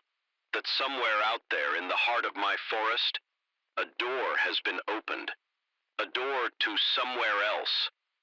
And I can't help but wonder what came through that door. And more terrifyingly, what might be coming next. I know one thing for certain. I can't ignore this. I can't pretend it didn't happen. Whatever is going on in Whispering Pines, whatever cosmic horror has taken root in my forest, I have to face it. I have to find a way to close that door. Because if I don't, who will? I'm just one park ranger, facing something beyond human comprehension. But I'm also the only one who knows the truth. The only one who can do something about it. So tomorrow, I'll go back into the forest. I'll keep searching. Is setting now casting long shadows across my yard. In a few hours, night will fall. And in the darkness, I know the chanting will begin again. But this time, I'll be ready. This time I'll find answers, whatever happens, whatever I discover. I know my life will never be the same. The world I knew, the reality I understood, has been forever changed. But I'm not afraid. I'm determined, because the forest is calling, and I have to answer. The beam of my flashlight cut through the murky water, revealing a twisted landscape of stalactites and narrow passages. My heart raced as I checked my air gauge. 700 psi, barely enough for 10 minutes. That's when I saw it. A flash of movement in the darkness beyond my light. Something was down here with me. Something that didn't belong in this underwater cave. And as my flashlight flickered, threatening to plunge me into total darkness, I realized with growing horror that I had lost my guideline back to the surface. My name is Alex Chen, and I'm a cave diver, or at least I was until that fateful dive in the cenotes of Mexico's Yucatan Peninsula. I'd been exploring underwater caves for over a decade, pushing the limits of human endurance and technology to uncover the secrets hidden beneath the Earth's surface. But nothing in my experience could have prepared me for what I encountered in the depths of Sasakanern. It was supposed to be a routine dive, a chance to map out a newly discovered section of the vast underwater cave system. I'd assembled a small team, myself, my longtime diving partner Mike, and our local guide Carlos. We'd spent days preparing, checking and double-checking our equipment, reviewing our dive plan and discussing contingencies. The morning of the dive, we arrived at the cenote early, the jungle around us still shrouded in mist. As we geared up, I couldn't shake a feeling of unease. Maybe it was the unusual stillness of the air, or the way the usually crystal-clear water seemed darker, more opaque than normal. "You okay, Alex?" Mike asked, noticing my hesitation. I forced a smile. "Yeah, just a little nervous energy, you know how it is, before a big dive." He nodded, but I could see the concern in his eyes. Mike and I had been diving together for years. He knew me well enough to sense when something was off. We did our final equipment checks and slipped into the water. The coolness was a shock after the humid air, but it helped clear my head as we descended into the mouth of the cave. I felt the familiar mix of excitement and trepidation that came with every dive. For the first hour, everything went according to plan. We moved slowly through the cave system, mapping as we went, marveling at the otherworldly beauty of the underwater formations. Delicate stalactites hung from the ceiling like frozen waterfalls, while stalagmites reached up from the cave floor like the grasping fingers of some subterranean giant. We were about 3,000 feet into the cave when things started to go wrong. My turning I was in the lead with Mike about 20 feet behind me and Carlos bringing up the rear. I had just squeezed through a narrow passage when my primary light flickered. I paused, tapping the light. It stabilized, but the beam seemed weaker than before. I made a mental note to switch to my backup if it happened again. That's when I saw it. A shadow moving at the edge of my light's beam. It was gone so quickly I almost convinced myself I'd imagined it. Almost. I signaled to Mike, asking if he'd seen anything. He shook his head, gesturing for me to continue. I hesitated, then pressed on. We were entering a large chamber when my light flickered again. This time going out completely for a heart-stopping moment before sputtering back to life. In that brief instant of darkness, I felt something brush past me, something large. I spun around, my heart pounding. My light revealed nothing but empty water and the concerned face of Mike behind me. I signaled that I was switching to my backup light, trying to keep my hand steady as I made the change. As the brighter beam of my backup light cut through the water, I saw something that made my blood run cold. Our guideline, the thin rope that was our lifeline back to the surface, had been severed. The cut end drifted lazily in the water, mocking us with its frayed edges. I turned to Mike, my eyes wide with panic behind my mask. He had seen it too. We both knew what this meant. Without the guideline in a cave system this complex, we were in serious trouble. Carlos swam up, alerted by our unusual behavior. When he saw the cut line, his eyes went wide. He immediately began to tie it back together, his movements quick and precise despite the gravity of the situation. As he worked, I scanned the chamber with my light. That's when I saw it again, a shape moving in the darkness beyond the reach of my beam. It was larger this time and moved with a fluid grace that was decidedly not human. I tapped Mike's arm, pointing. He nodded, having seen it too. We both watched, barely breathing, as the shape moved along the edge of the chamber. It was hard to make out details, but I could swear I saw the glint of scales, the flicker of a tail, far too large to belong to any fish I knew of. Carlos finished repairing the line and gave us the okay signal, but as we prepared to continue, my light caught something on the cave floor. Swimming down for a closer look, I felt my stomach drop. There, half buried in the sill, was a diving mask, and not just any mask. It was an antique, the kind used by divers half a century ago. As I reached for it, a powerful current suddenly surged through the chamber. It caught us off guard, spinning us around and stirring up a cloud of silk that reduced visibility to 0 in seconds. I felt the guideline go tow in my hand and clung to it, fighting against the current through the mask-eye current. I could see the dim glow of Mike and Carlos's lights as they too held on to the line. The current lasted only a few seconds, but when it subsided and the silt began to settle, I realized with horror that I was alone. Mike and Carlos were gone, along with the guideline. Panic threatened to overwhelm me. I forced myself to take slow, deep breaths, fighting the urge to hyperventilate. Panic was a diver's worst enemy, especially in a situation like this. I checked my air gauge, 700 psi, enough for about 10 minutes if I stayed calm. I had to find Mike, and Carlos had to find the guideline. I began to move slowly through the chamber, sweeping my light back and forth. The water was still cloudy, with disturbed silt, reducing my visibility to just a few feet. Every shadow seemed to move. Every rock formation looked like it might be my lost companions. That's when I saw it again. The large shape, moving with that unnaturally fluid grace. It was clearer this time, closer. I caught a glimpse of a long serpentine body, of fins that looked more like limbs, and eyes. Large, intelligent eyes that reflected my light back at me with an almost metallic sheen.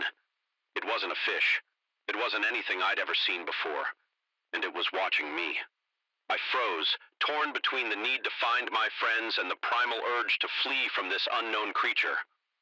As I hovered there, my light began to flicker again. Panic surged through me.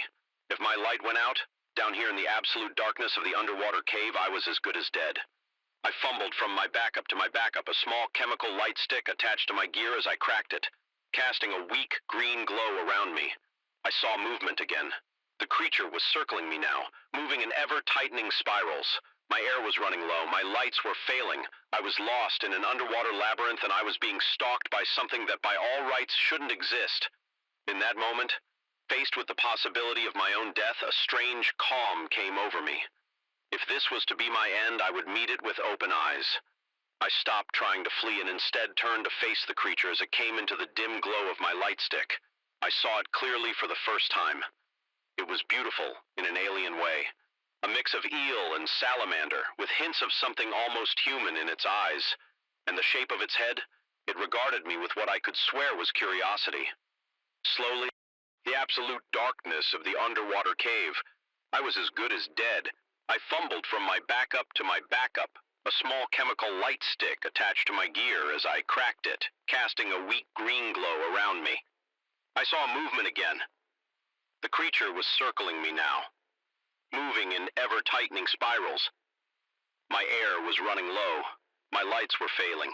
I was lost in an underwater labyrinth, and I was being stalked by something that by all rights shouldn't exist.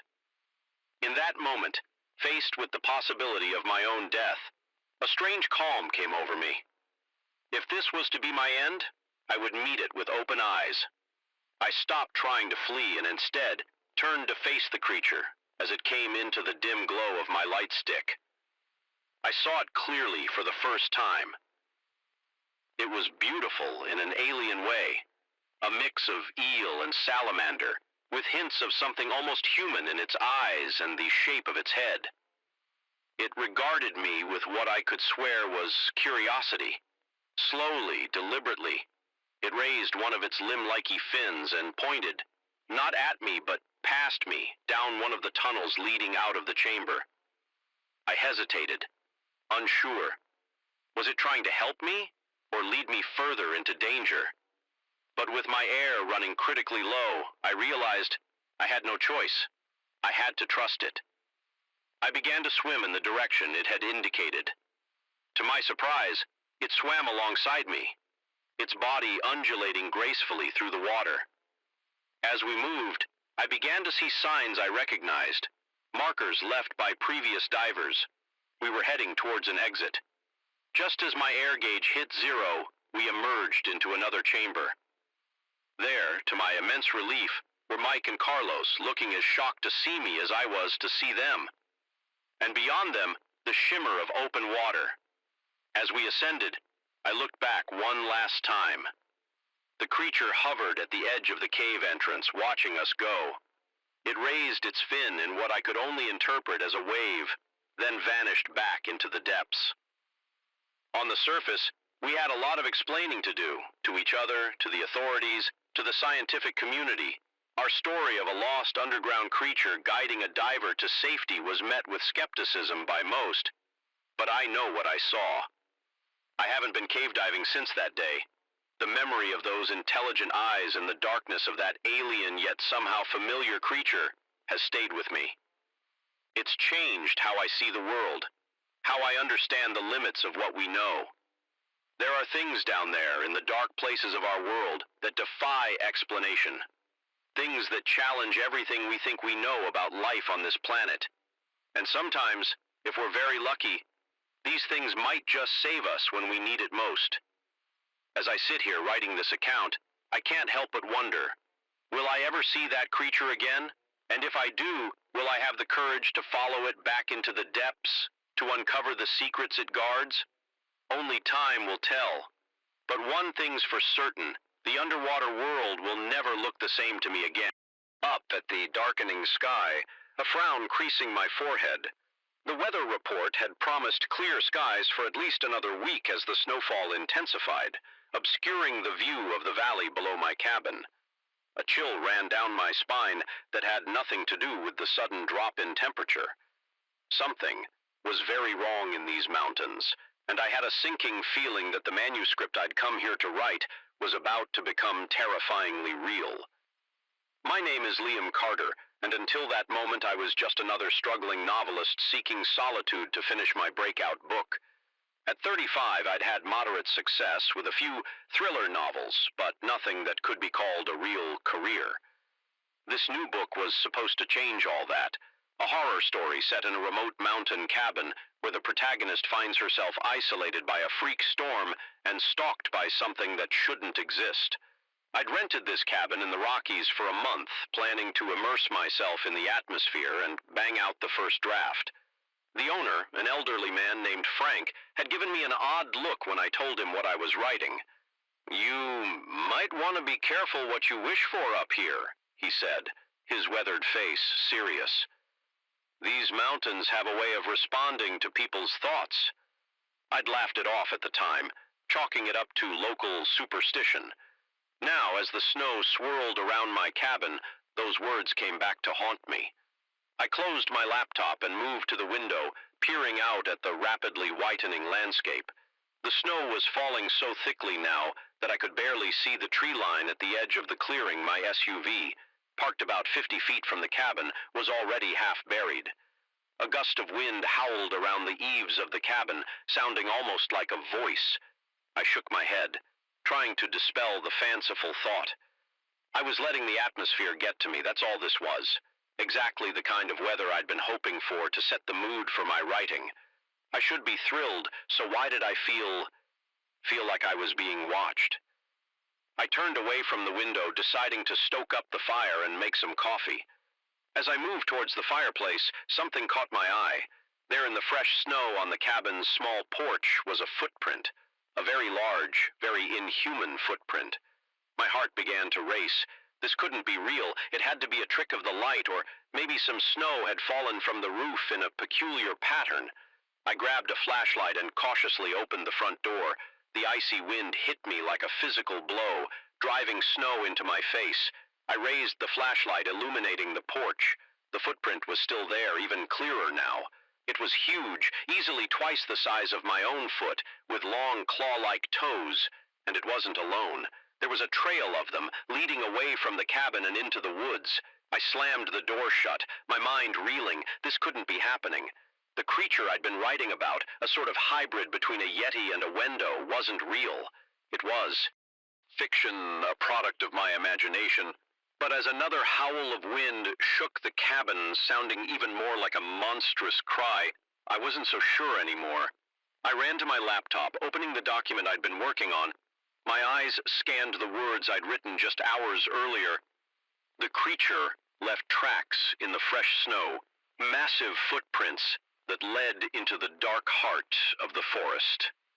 As night fell and the storm intensified, Sarah knew she was no longer alone in her mountain refuge. I slammed the laptop shut, my hands shaking. This was insane. I was letting my imagination run wild. That's all. There had to be a rational explanation. But even as I tried to convince myself, I knew deep down in that primal part of my brain that deals in instinct and survival, I knew something was out there, something I had brought into being with my words. I spent the next hour securing the cabin as best I could. I closed all the shutters, locked and barricaded the doors, and built up the fire until the main room was almost uncomfortably warm. All the while, I could hear the storm raging outside, punctuated by that haunting, almost human cry. As night fell, the power went out. One moment I was sitting in the warm glow of the electric lights. The next I was plunged into darkness, save for the flickering light of the fire. I fumbled for my flashlight, my heart pounding so hard I could feel it in my throat. That's when I heard it. A sound that didn't belong to the storm, a heavy tread on the porch steps, followed by a low, rumbling growl that seemed to vibrate through the very walls of the cabin. It was here. I backed away from the door, my mind racing. What had I written? What weaknesses had I given this creature in my story? The protagonist had discovered that the monster couldn't cross running water. But there was no stream between me and it, just a door that suddenly seemed terribly flimsy. A massive shape appeared at the window, blocking out what little light came from the snow-reflected moon. I caught a glimpse of glowing eyes, of teeth that seemed too numerous and too sharp to be real. The window shattered inward, and with it came the cold. Not just the chill of the storm, but a bone-deep cold that seemed to sap the very life from the air. The fire guttered and died, plunging the cabin into darkness. I ran through the kitchen, down the short hallway to the bedroom. I slammed the door shut behind me, knowing even as I did so that it was futile. This thing, this creature of my own creation, wouldn't be stopped by a wooden door. As if in response to my thoughts, a massive force hit the other side of the door. The wood splintered, and through the cracks I saw a clawed hand covered in thick, matted fur. In that moment, staring death in the face, my writer's mind kicked in. If I had written this creature into existence, could I write it out? It was a desperate, crazy idea, but it was all I had. I grabbed my laptop from the bedside table, flipping it open. The battery icon showed less than 10% remaining. It was just would have to be enough as the creature continued to batter at the door. I began to type. My fingers flew over the keys, the words pouring out of me in a desperate stream of consciousness, but the creature was just a manifestation of fear, a creation of the mind, given form by the unique properties of this mountain. As Liam faced it, truly faced it, he realized the power lay within him, the power of creation and of dissolution. The door exploded inward. I looked up, my eyes meeting those of the creature. It was exactly as I had imagined it. Massive fur, covered with a face that was a nightmarish blend of human and animal features. It opened its mouth, revealing rows of dagger-like teeth, and roared. But as it lunged for me, something changed. Its form seemed to waver like a mirage in the desert heat. I kept typing, pouring every ounce of will I had into the words. The creature's form began to dissolve, breaking apart like mist in the morning sun. Its roar of triumph turned to one of confusion, then fear. In moments, it was gone, leaving behind nothing but a cold wind and the lingering scent of pine and snow. I looked up from the screen. The room was empty. The broken door hung from its hinges, letting in a swirl of snow, but of the creature there was no sign. Had it all been in my imagination? A hallucination brought on by stress and isolation? But then I saw them. Massive footprints in the snow on the bedroom floor, already beginning to melt in the relative warmth of the cabin. It had been real, all of it, and I had banished it with nothing. Nothing but words. As the adrenaline began to fade, leaving me shaky and exhausted, I couldn't help but laugh. It was hysterical, bordering on manic, but it was real laughter because I knew, with absolute certainty, that I had just lived through the most incredible story of my life. The storm began to abate as dawn broke. As I stood on the porch watching the sun rise over the snow-covered landscape, I felt a sense of awe and terror at the power of imagination, of words. The mountains around me seemed to whisper with secrets, with stories untold. I knew then that I would stay, not just for the month I had planned, but for as long as it took, because there were more stories here, more truths to be uncovered, and I was the one to write them. As I turned to go back inside, I saw Frank's truck making its way up the snow-covered road. He got out, his eyes scanning the damage to the cabin before settling on me. "Looks like you had quite a night," he said, his voice gruff but not unkind. I nodded, unable to find the words to explain what had happened. Frank looked at me for a long moment, then sighed. "Come on," he said, gesturing to his truck. "Let's get you some breakfast, and then, if you're ready, I've got..." Also exhilarating because now I knew the truth. Stories had power, words had power, and I was just beginning to understand how to use them.